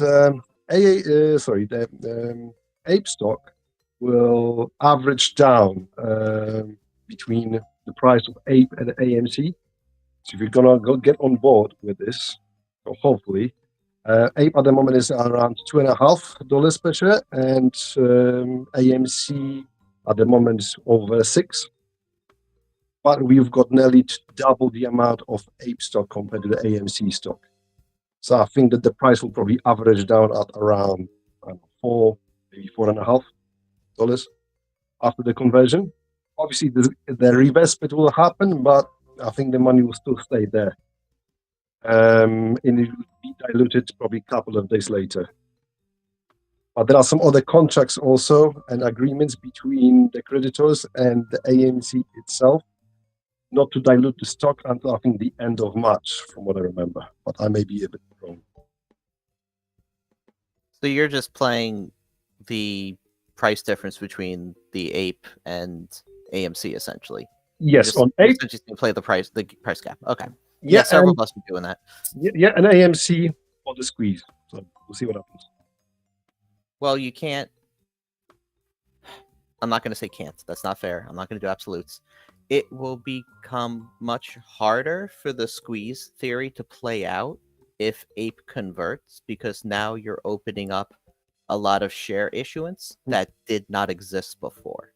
But certain people say there's going to be new CUSIP after the reverse split, because all the shares will have to be taken back away from whoever got the shares. Now they're going to be converted to a new stock. Yeah. So initially you've got Ape stock and an AMC stock, but as a result, there's going to be completely different stock. No, the Ape shares will just be reissued as AMC shares. It's not going to make a new ticker. Yeah, it's not going to be a new ticker, but from what people say, people actually say that all the shorts will have to give back the shares. So they'll have to close. It'll be. I'm not sure if that's true. Rad, don't forget he did his DD, so you know. No, I'm not. Look, I'm not trying to come at this as like I'm just Gonna get a trying new to help out. CUSIP ID. There shouldn't. I don't believe that having the Ape shares convert to AMC shares will trigger anything with actual existing AMC shares or shorted AMC shares. It's just going to take a bunch of shares that exist as a preferred stock and transfer it into the regular stock. I don't see how or believe that it's going to have any impact. There's not going to be like a recall of all AMC shares and then reissuance, and now all the shorts have to cover. That I don't think that's any part of this. I think it's just if you have Ape, it becomes AMC, and then a lot of people who have their Ape convert to AMC are going to see that it's now at a new price and sell the living crap out of it. Yeah, right? and I understand your point, and I think it may be the case. But at the same time, there is also possibility that there will be a small short squeeze because of the hype. Look, I hope you're right. I've got Ape shares. I hope literally AMC can go to $10 billion and everyone be rich. Sure, I'll ride that train. Just I don't know if I would necessarily bet on it. Don't get me wrong. I'm not dreaming about just becoming rich in a day, but I think there is money to be made because people will be under that influence of the crowd that we're going to the moon and stuff like that. So I'm thinking it's gonna go up by a lot, maybe 100 to 100%, and then it's gonna go down. So yeah, that's cool. I mean, hey, we appreciate your speculation and we appreciate your insight and your DD. I mean, at the end of the day, that's what we're here for, right? We're not always right. We're not always wrong. And as Hardy likes to say, it could go up, it could go down, right? So yeah, we appreciate you bringing that to the table. And of course, we wish you all best of luck. Yeah, thank you very much. I've just got one more question about the cost to borrow. How do you think that influenced the stock and price? Whoa! You said you did your DD, so but at the moment it's just very unlikely, for a share to have such a high cost to borrow. You can't actually compare it with many other examples at the moment. Is this the first time in the history of AMC stock that it's had a high cost to borrow, or has that happened before? It was quite high, but now it's going through the roof. Yeah, you could see that 900%. So if it's happened before, then and you want to know how could this impact the stock, the easiest way would just be to look at historical trends and say what happened the last time that something similar but maybe not identical happened, and analyze based off that, right? Probably the easiest way to get your answer. Yeah, it's more in the context of how can you profit from that. Would you invest in AMC and just give your shares to your broker just to benefit from that? Because then, from the looks of it, if there is 900% cost to borrow ratio, then you could probably make your money back in about 2 months, right? Personally, I wouldn't want to buy a stock that's potentially opening up $1 billion of dilution in a month. But everyone can play how they want to play. No, I mean, like in short term, so before the vote, for example, you can just sell it. Go for it. But again, keep in mind, if news comes out that it looks like the vote's going to pass, people could potentially front run that potential dilution and sell before the vote happens. So does this $1 billion train stop at Hogwarts by chance? Yes. Yes, it does.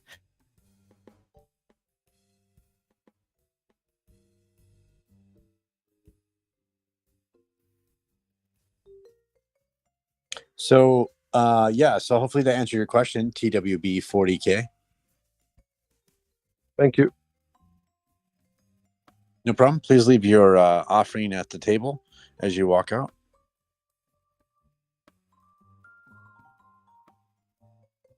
It will be donated to Loose Ventures and his choice of charity. It's actually going to the Opinion is Unpopular Veterans Fund that he opened last week in honor of all veterans. Oh, I totally forgot about that. Yeah, he does have that veteran fund. We do appreciate that. What about the janitorial scholarship program? I forgot about that too. So maybe we could just split it 50-50. You think that will work, Rod? I mean, the janitorial program's great. I'm a big fan of Mop to the Top. It's definitely a good program. What about wax on, wax off? That's a different program, and we can't discuss that here at this time. Oh, that's the backroom one. Got it. Separate auction. That's a different sub, and yeah. I love Subway. Yeah, that's totally different sub. You don't wax on, wax off when you clean and mop? Well, no comment. Take this back and, maybe time.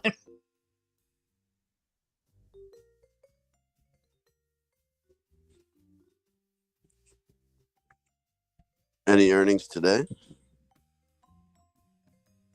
There's a lot of I don't know if it's happening Any yet, but good like, ones? doesn't Wish have earnings this week? There's like a lot of not major companies, but like known tiny companies. NVIDIA this afternoon, Alibaba on Thursday morning, Wish is Thursday afternoon, Apache's later on this week. Those are just off the top of my head.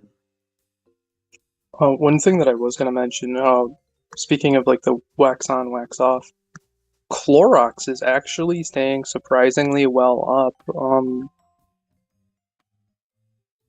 Like they're still overall for the month up almost 8.5%.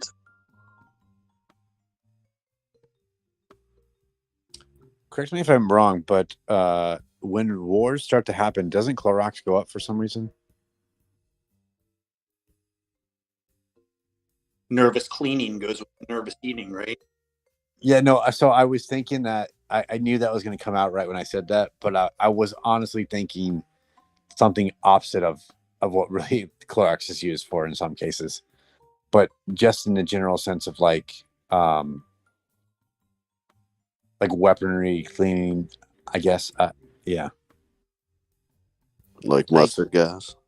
I don't know if Clorox has a correlation. I know gold does, but that's the only thing that I track as far as a correlation to war type stuff.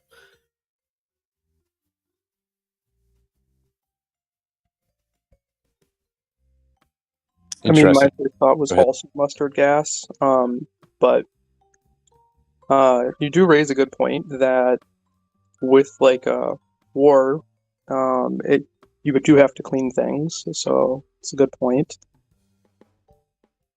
So not all the time, and again, I only track this really through gold, but a lot of times when there are major wars, and I emphasize major because it has to be like countries people actually care about, and I don't mean that in a rude way to other countries, just this is stock market stuff.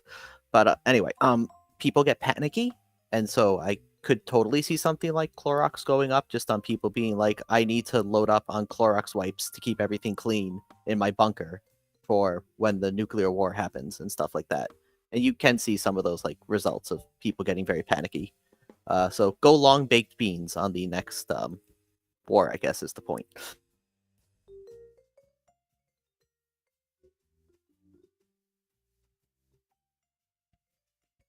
Yeah, I mean, I'm still trying to figure out why they're so heavily supported. I mean, it made sense to me when tons of people were freaking out about COVID and what's going to be like the next like disease thing that like it's ran up. But I'm just, I guess, a little surprised and kind of perhaps looking for an answer on like why it still is staying up so much. And could be war, could be flight to safety.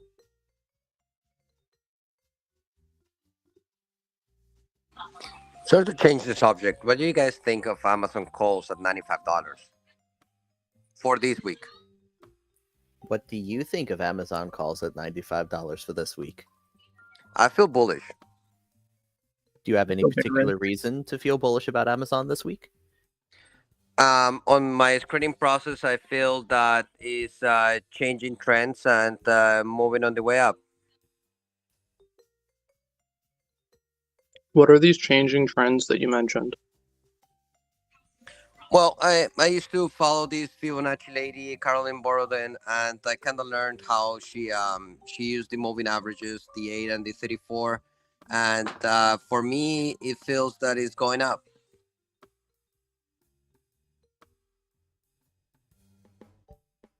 You're free to play it that way. I don't particularly know your numbers, so I can't speak to them, and I personally don't do many lines on charts myself.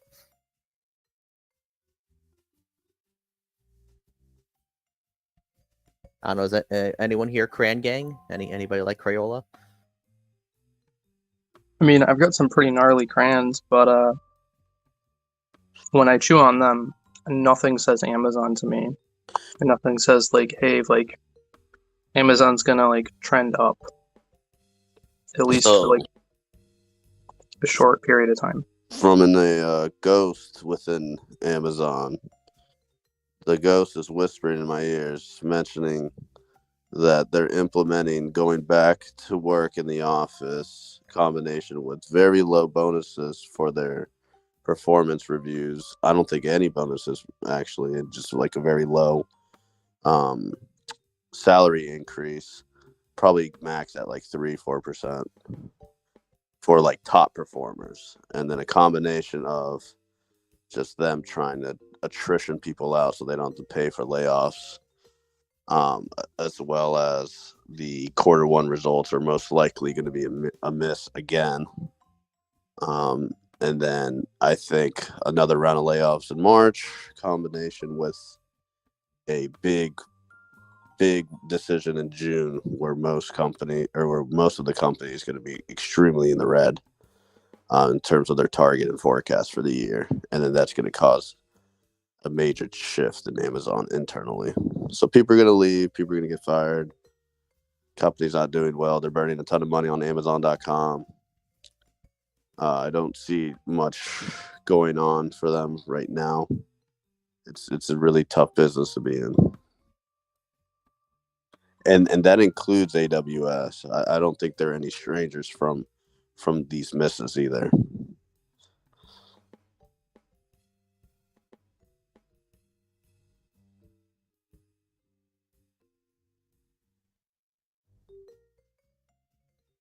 So, I mean, if some news came out that Amazon was going to break up into like a couple of smaller companies, then I would probably be bearish on some of the segments and then bullish on some of the segments.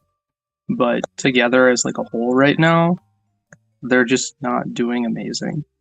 Yeah, they're burning a ton of cash. They lost a ton of money on Alexa. You saw their earnings report. They're just bleeding money for the most part. They overhired like crazy. They're trying to deal with it. They have to pay for people when they lay them off, and their severance packages were pretty good, which is why I think they're trying to like switch to this new narrative of like, let's get rid of people, but if we fire them, then we have to pay them a ton, so let's make them leave on their own. So they're making people like work multiple jobs, or wearing multiple hats, combined with like very low, increases for performance reviews for top performers, combined with making them go back in the office 3 out of 5 times a week, which is starting in May, by the way. And then, all these little things, plus the fact that, let's say you're a manager of like 20 people and one of your employees leaves, you can't backfill them. So they're in a hiring freeze combined with all of this. So if they're punishing the managers now for not even being able to backfill roles because they weren't, quote unquote, able to keep their employees happy, like people internally are just going to give up. They're going to, it's going to be pretty ugly. I mean, it happened in, I think, around 2020 during COVID when they did the hiring freeze, and very low salary increases too for the performance reviews back in 2020. So they're probably taking tips and tricks from that time, and they're going to implement it again this year, is my opinion, just to get people to leave on their own. Cheaper that way. So as far as return to work in May goes, keep in mind that's going to be for a lot of companies. The federal government is pretty much declaring the end of the pandemic come May, and they're probably going to pull back all their workers, and every company's probably just going to follow suit. Some companies are already doing it, but Andy Jassy, the CEO of Amazon, was just like putting a ton of memos, telling everyone, we're looking at a new business model where people are obviously working better from home. But then he does like this all hands review. Again, all this is from the ghost. And he does this all hands meeting, and he doesn't mention anything about people going back in the office. And then that's the next day on a Friday, sends out like this memo saying, oh yeah, by the way, most teams are going to have to go back in the office if they're badged and so forth. And then they're going to be tracking your badging also. So it's like, why the hell did you not say that in all hands? You just cowardly sending in some memo like on a Friday. Like, I don't know. It was super Risk strange. aversion. That's why. Didn't want to risk it. I know, because people were asking Q&As during the all hands, and like this would have been the perfect time to destroy them on questions, but they waited till after the meeting, and the next day they do a memo like a coward. Keep in mind, a lot of companies use late Friday to deliver any type of whatever they would consider bad news. It's But like literally, the all hands was the day before. Like, they could have cleared the air, maybe given a heads up of something. They were just like completely. I get what you're saying, but I'm saying a lot of companies do that because they want it swept under the rug over the weekend. Yeah, Very common. Exactly, which is pretty cowardly. But I didn't know Amazon stops working over the weekend. apparently some teams, they like the ones that are required to work 7 days a week, they like rotating shifts. It's not that companies don't operate over the weekend. It's that it allows weekend news to start coming in. Just a lot of companies release things late on Fridays, hoping that it'll just kind of disappear over the weekend, even if they're still operating over that weekend.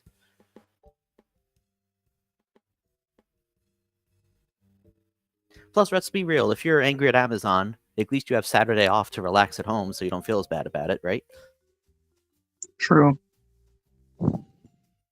Till you get laid off. Or piped.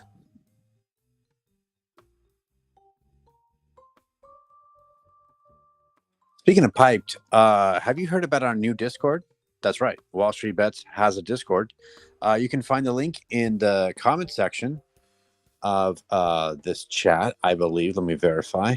Bear with me. It looks like we do not have it, unfortunately. So come back tomorrow where Opinion will post a comment in the comment section showing the Discord link, or you can actually go back to our previous talks and see that Discord link and join today, where you can bet. That's right. You can gamble real coins. They're not real. They're fake. And talk to Visual Mod one-on-one for those lonely nights. So what Elliot means is you can gamble real fake money on the Discord. Like Monopoly. Did someone just give me detention? No, Steelers for Life unmutes and always has the strangest sounds coming out of his microphone.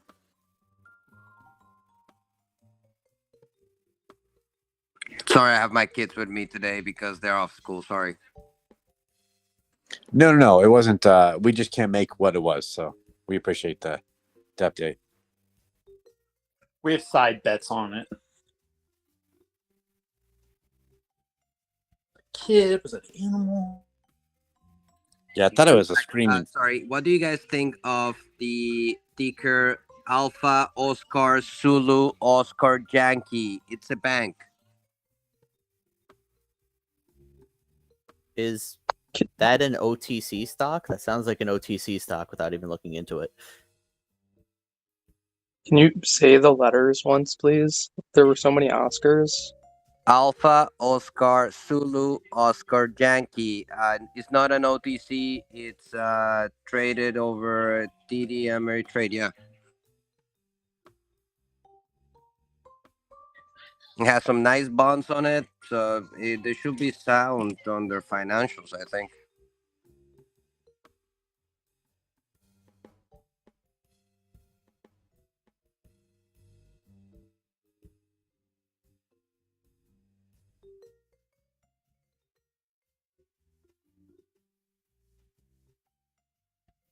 Silence usually means no one has an opinion or they don't know about it because we're all quick to jump in.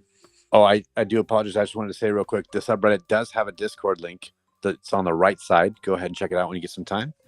Also, can you rename that or re-say that ticker? Sorry.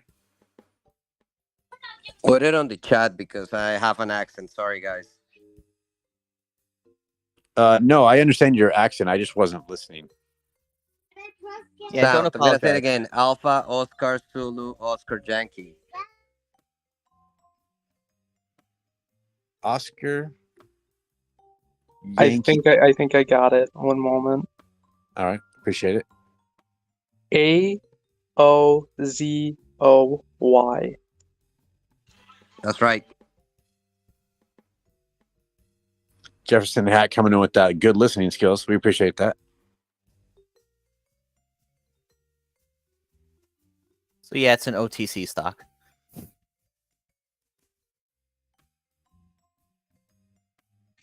They have another one that ends with an F. AOZOF, I think. Yeah, so just so you know, it's not bad that it's an OTC stock. It just means that a lot of people here don't trade in it. It's not like a negative attribute to be an OTC stock. Just less likely that people have an opinion since most people here don't necessarily have access. Elliot, they're a Japanese bank, I believe. Do you know anything about them? They're a So I didn't get the ticker. Aozora Bank. One more time. Can you give me the ticker one more time? Sorry. Go ahead. Alpha Oscar Zulu Oscar Yankee.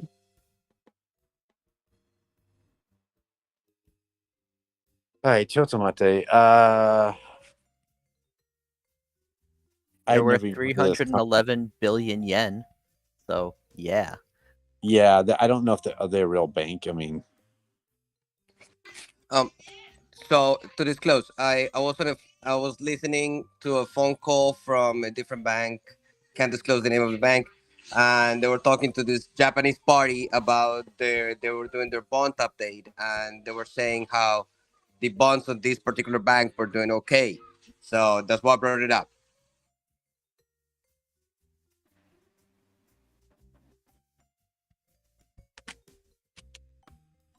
today is the Emperor's birthday, so I think the Japanese stock market will be closed tomorrow, on Thursday, which is technically today. But okay, so let me see here. I'm looking at this stock, AOZORA. Is that correct? What we're looking at here, the Zora Bank.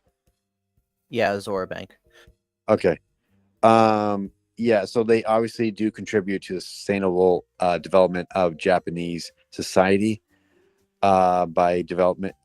They're basically just loan sharks, giving out money to emerging industries and new companies so basically just taking their money and putting it in R&D. That's basically what to do. All right. It's not like you can walk up and get a checking account here. I think they're just called this bank because they give out loans to companies. But let me do some research. Hold on. But feel free to talk among yourselves. So their debt to asset ratio is over 93%, so that's a no for me. But more importantly, when I look at their financials, like their ROA for like it's just so bad that I'm not quite sure what they're doing. I mean, I can go in there and ask them for you if you really want to know. But not really sure what to ask them because essentially what these guys do is they just give out loans. You should go in there and say you're a shark looking for a loan. And they were also established in 1957. Yeah, right. Yeah, I'm not. Their capital stock is 100 billion yen. Their total assets is only 7,157 billion yen. Not that sexy to me. I'm gonna have to agree with Elliot. He's the expert on the Japanese stuff, so it'd be a pass for me.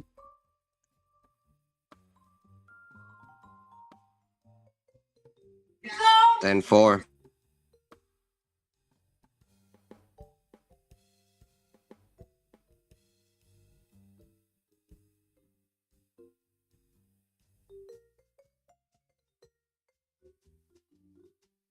So I transferred. I translated, or not translated. Geez, sorry. I converted. That's the right word. 7,157 billion yen to USD, and that is only 53 million under assets. So not that sexy. And if you want to just go ahead and pretend that the conversion is overrated, we can meet you halfway and say they're at 100 million under assets. It's really not that strong. Sounds like they're laundering money for the Yakuza. Whoa, whoa, whoa, whoa, whoa, whoa. Hey now.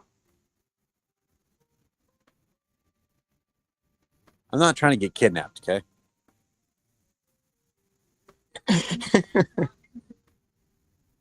It's okay. He said it in English. Yakuza doesn't speak English. They only speak Japanese. I know. I watched the movies.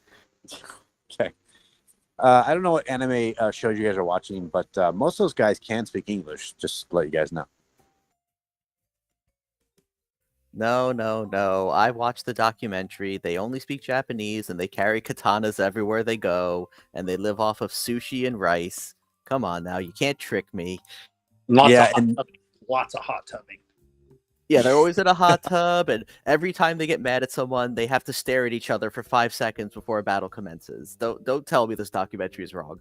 You just described my cat too, so Yeah, I would say and ninjas are still a hot thing over here, right? And same with samurai swords. Yeah, I don't know. Teach us some. Grade A5 Wagyu. Sake bombs for everyone.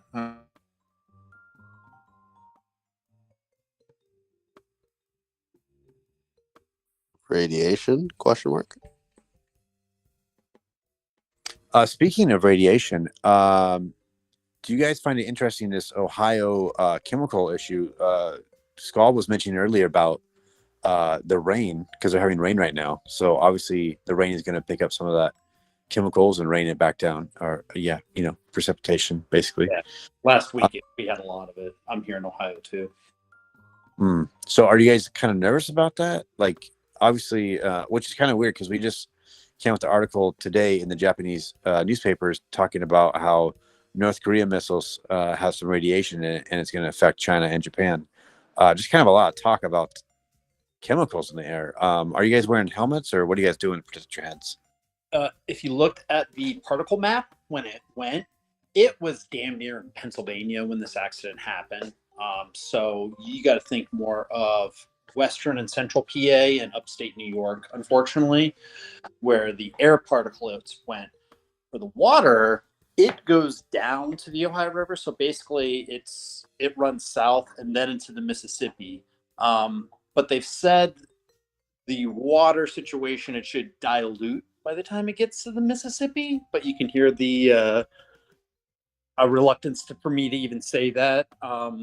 They finally have got the EPA going to take over the investigation as of, I want to say yesterday, which was almost 3 weeks after the accident. So they are slow moving, but yes, anecdotally, you do hear about potential for acid rain. You have heard about people coughing, having rashes there in the city. And it's not the first time that they have wrecked a train, Norfolk Southern in Ohio. In 2012, they actually wrecked a train here in Columbus, Ohio. And it had flammable cars that went up. So they're somewhat of a repeat offender here in the state. So I've heard rumors, and of course these are rumors, so who knows if it's true, that they're potentially seeing signs of some of it actually expanding the area and moving towards Canada. So this could potentially extend into an international problem, which for a company will be significantly more problematic than if it's just in the US. Not that it's necessarily good for them. So just something else to keep in mind. If it makes its way towards opinion, that makes it incredibly complicated for them. Yeah, and there really wasn't a lot of weather during that burn when they actually did the control burn of the vinyl chloride, which is, one of, if not the most toxic one, the tasteless, odorless one. And a lot of these cancers don't happen for 5, 10, 20 years. So I'm not a big fan of NSC as a stock. If you've looked in the last month, it is down. I think they're going to have to pay a lot. I think the news is getting worse and worse. I mean, they did set up a fund, a $1 million fund.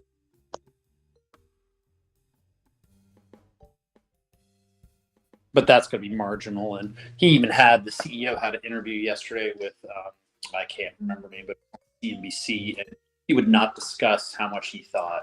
He would just categorically deny her the answer. Morgan Brennan, that's what it was. She asked him how much she thought. He just wouldn't say how much he thought it was going to cost to fix. I think that's the big unknown for them going forward.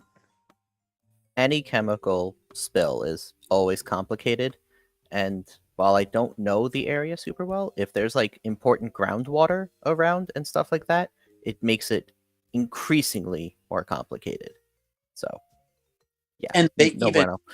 One of the stories was, I mean, you got to think this happens on the eastern border of Ohio, so you've got to go at least like 100 miles south to where you actually hit the Ohio River, and then like another 150 miles west, so you get to the Cincinnati area, which can and usually does draw its water from the Ohio River. Well, just this week, as a quote-unquote precautionary measure, they turned off their inflow valves and used their reserves, which would have none of this potential vinyl chloride or any of the other substances that were spilled due to the derailment. The governor got pissed. He's like, it's fine. Don't do that. But Cincinnati mayor, just again, that's not anecdotal. They literally were like, we don't believe you yet. So there are effects going on.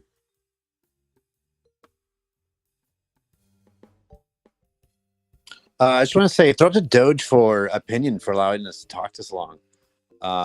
As a Canadian and a lot of Americans talking, I'm surprised he's allowed us to talk this long. So I do appreciate that. So let's throw up the Doge for him, and let's throw up the Doge for Canada, as a good neighbor they are for Americans. Yep, keep in mind there is no First Amendment in Canada, so free speech opinion doesn't have to work by that. He can silence you all he wants. Now that veteran comment makes sense. All right, ladies and gentlemen, we have reached 201 in audience members, and it's technically 201. That's kind of weird over here in Japan. So I will say this has been a great talk. Thank you for everyone for coming today. Opinion, are we okay with shutting this down? Don't do it. Wouldn't be prudent. I'm gonna actually have to work if we shut it down. Okay, I guess we're staying open. Ladies and gentlemen, welcome back to the Wall Street Bets show. Jump on Discord if you don't want to work. I don't know. I feel like there's not many people that talk on the Discord, or maybe I'm looking in the wrong place. Be the change you want to see on the Discord. Dude, I'd normally cause havoc in Discords, but I don't know. You'd fit in then. I know, but it just, I don't know. Is it spam? Is it, I don't know what's going on. No, it's not spam. It's just mutual due diligence, a lot of due diligence, a lot of analyst reports, a lot of memes, a lot of we got shared movie times, we have live karaoke, we have live games, we have casinos, we have just so many threads that are just revolutionized within the Discord. You just gotta check it out. What's the main one for DD? I believe it's I can't understand the one I like the best. It's either the BS thread or the Take It Serious thread. You just have to check them out both out and see which one you like the best. Maybe I'm in the wrong Discord because I don't see any of that. So you might be in the old Discord, which yeah, there's a reason it's called the old Discord. There's a new Discord, which unfortunately isn't linked. But if you get the opportunity to see the new Discord, emphasis on use the new Discord, it's apparently far better quality, or so I hear. I wouldn't know. I don't go on Discords.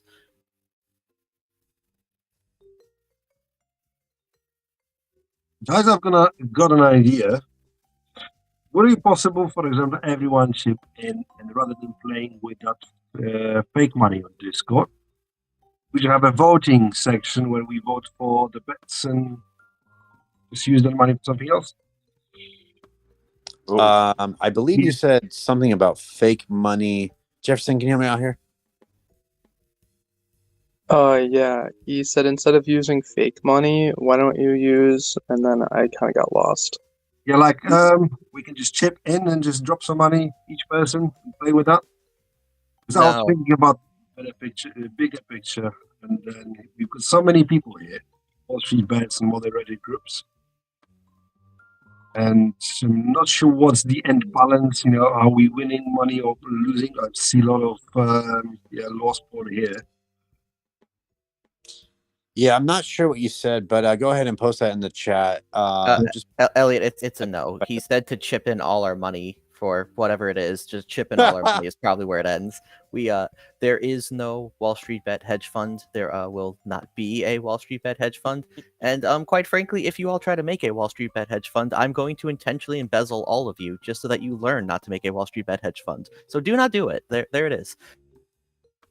Appreciate the disclaimer. What were you gonna say? Oh wait, sorry. In a video game, I would do that in a video game, of course. Minecraft. I'm gonna take all your Minecraft diamonds if you collect them all together into one chest to try to build a diamond house. I will take them all and I'll drink your milkshake with a very long straw. Don't do it. Yeah, not your average monkey. What were you gonna say? I don't even remember now. Rad at it. Just letting him flow. All right. Well, it's currently 205. We have 185 members here now. 186, 187, slowly climbing back up. I don't know how 188. I don't know how this is working. Someone's messing with the algo here. Opinion, how you doing? Hopefully you're still there. There's just a one of him showing, so sometimes he's gone or he's trying to That's the unmute. music. He's just giving you that blank stare, Elliot. If there's only one opinion, it means he's not here and something happened.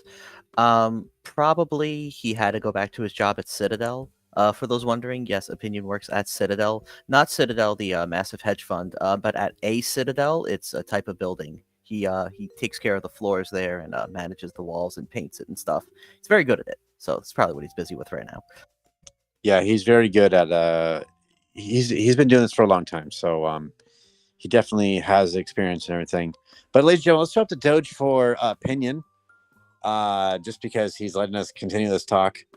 Just waiting patiently for the master to come back, but we might have to end this call. Hey, Elliot, if you want to be freed from this talk, you could just say, let's leave. Like, it sounds like you feel held hostage. Yeah, I do feel held hostage with. You don't owe a bunch of internet strangers anything, dude. Go free yourself. Oh, seriously? Oh, shit. Okay. You should have told me that, like, literally 10 minutes ago. Listen, I know 10 in months Japan, ago. the custom is that you can't, like, be disrespectful and you always have to, like, smile and go with it, but it's okay. This is a Canadian talk, I guess, since opinion starts it. No, actually, no, I agree with you. However, I learned a secret that you can pretend you're smiling. So you have, like, a little bit of, like your eyes closed down a little bit. And then, but when you take the mask off, though, you're not smiling. They're very good at doing that at the convenience store. But I digress my point. Anyway, so if you guys want to continue talking, I will feel glad to stay here and listen to you guys chat about great, insightful marketing things or insights and all that great stuff. Throw up the Doge if you want to continue talking. Throw up the down arrow if you want to get out of here. Can we talk about PayPal? Sure.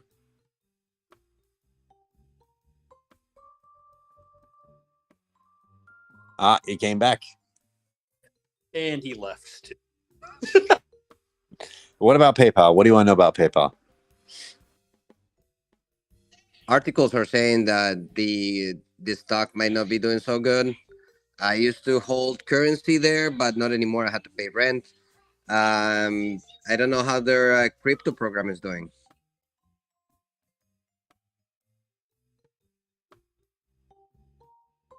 I have no information on that, unfortunately. So unless someone wants to chime in on that.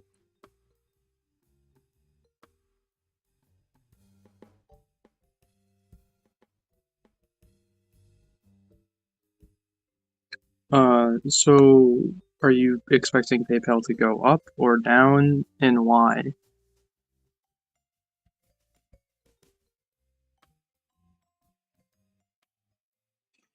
I feel it's going down. Why? Just pure sentiment. I don't know.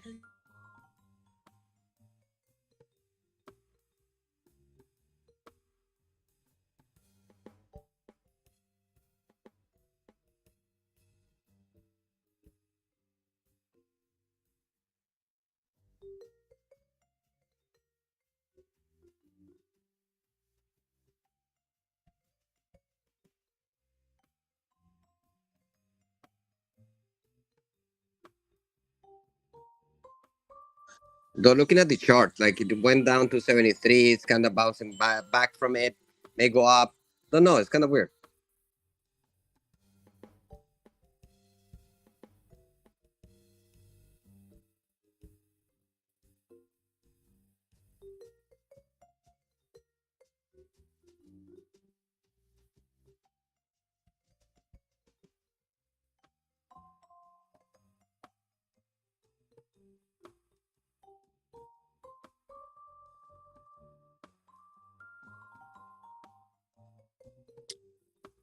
Yeah, so I don't speculate on crypto. So I don't know. I think PayPal has more going for itself than just crypto, but to each their own. So I'm not making a play on PayPal right now because I think there's too much uncertainty for the company that it could go up, it could go down.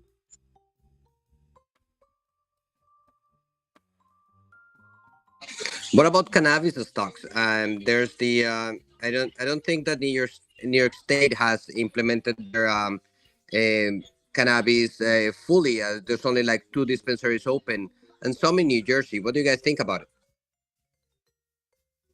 Cannabis stocks will always have the same problem in the US. It is not federally legalized. You cannot work any federal position or for any company that receives any form of federal money, which is a lot of places, if you have used cannabis, regardless of if you have a doctor's note or anything. It is superseded by federal regulations. And until that changes, which is not going to be anytime soon, those companies will always have that roadblock in their way.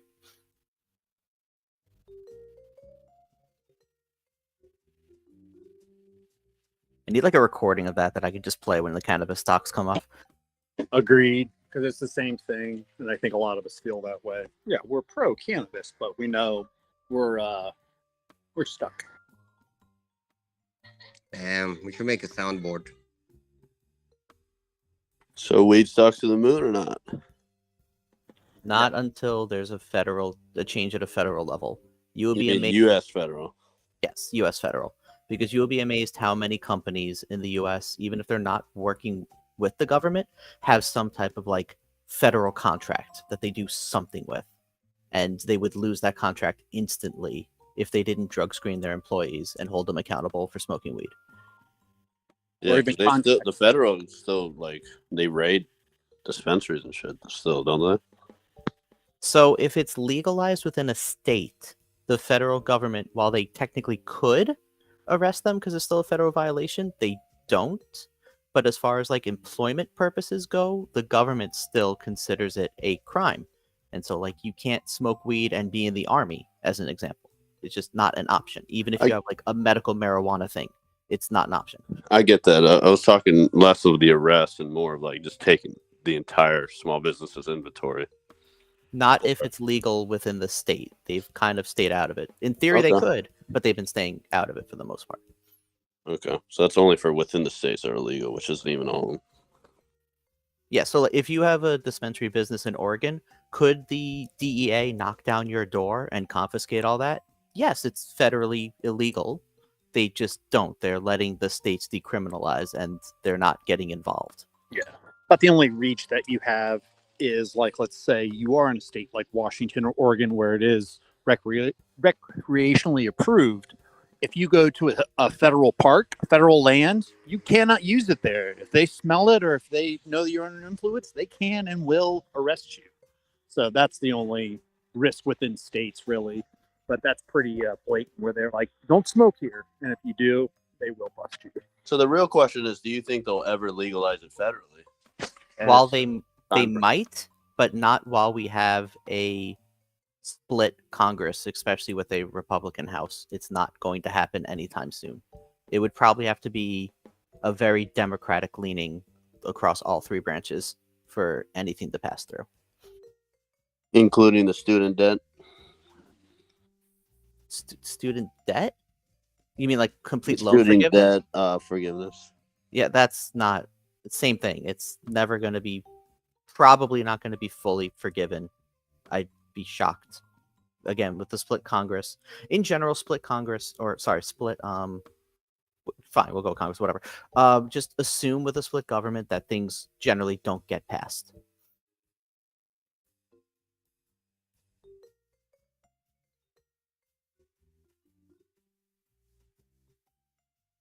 So Biden lied to us, is what you're telling me? No, but it's not. The U.S. doesn't operate in the system where the president can just sign a piece of paper and something becomes codified into law, for the most part.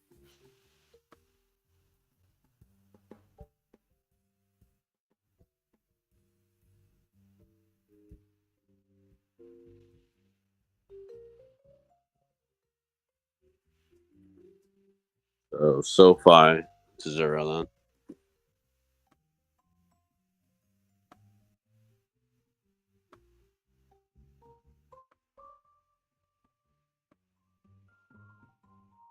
Now, if you want to, I suppose you could just hold shares of a weed stock, and if one day they announce that it's going to be federally decriminalized, you can just kind of like dance around in money if it happens.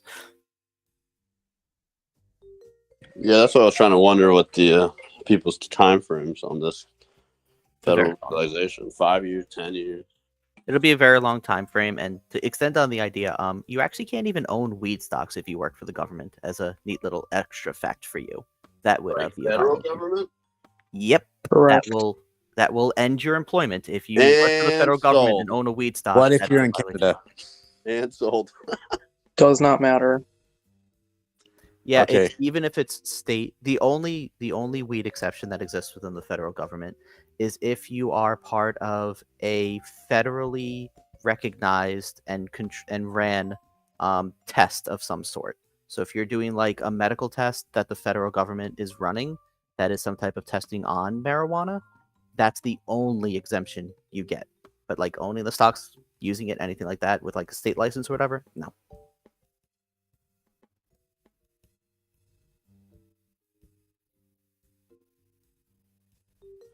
Well, that's our lovely tips for the day, ladies and gentlemen. Thank you, Rad, for that. We do appreciate that, nonetheless. And ladies and gentlemen, we are sitting at 170 audience members, 169, 167.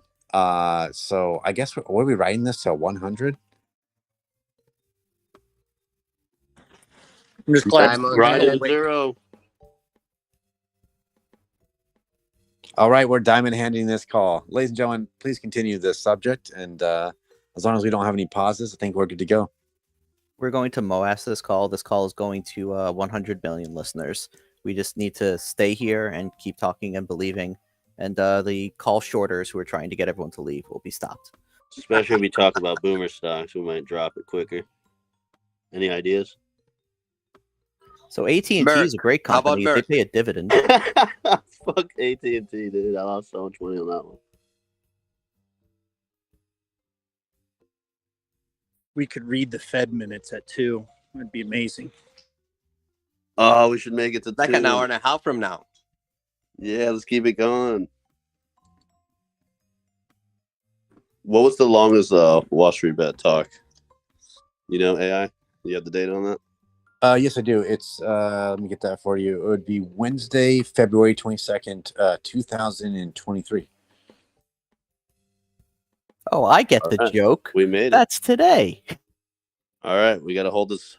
No, we've world had record. one. We had one go until like 5 o'clock, but I think there was some type of earning or something that people stuck. It was like a GME earning day, and we just There's never no left. way 9 or 8:30 to 5. It happened, and I'm pretty sure that was when Opinion realized he needs to stop being so Canadian and speak up and tell people that these calls have to end at some point. I thought they rejoined the call on that one. Like everyone left, and then hours went by, and then earnings, everybody rejoined the new chat. Everyone go take a siesta. Come back. Regroup. No, we're gonna ride till 6 now.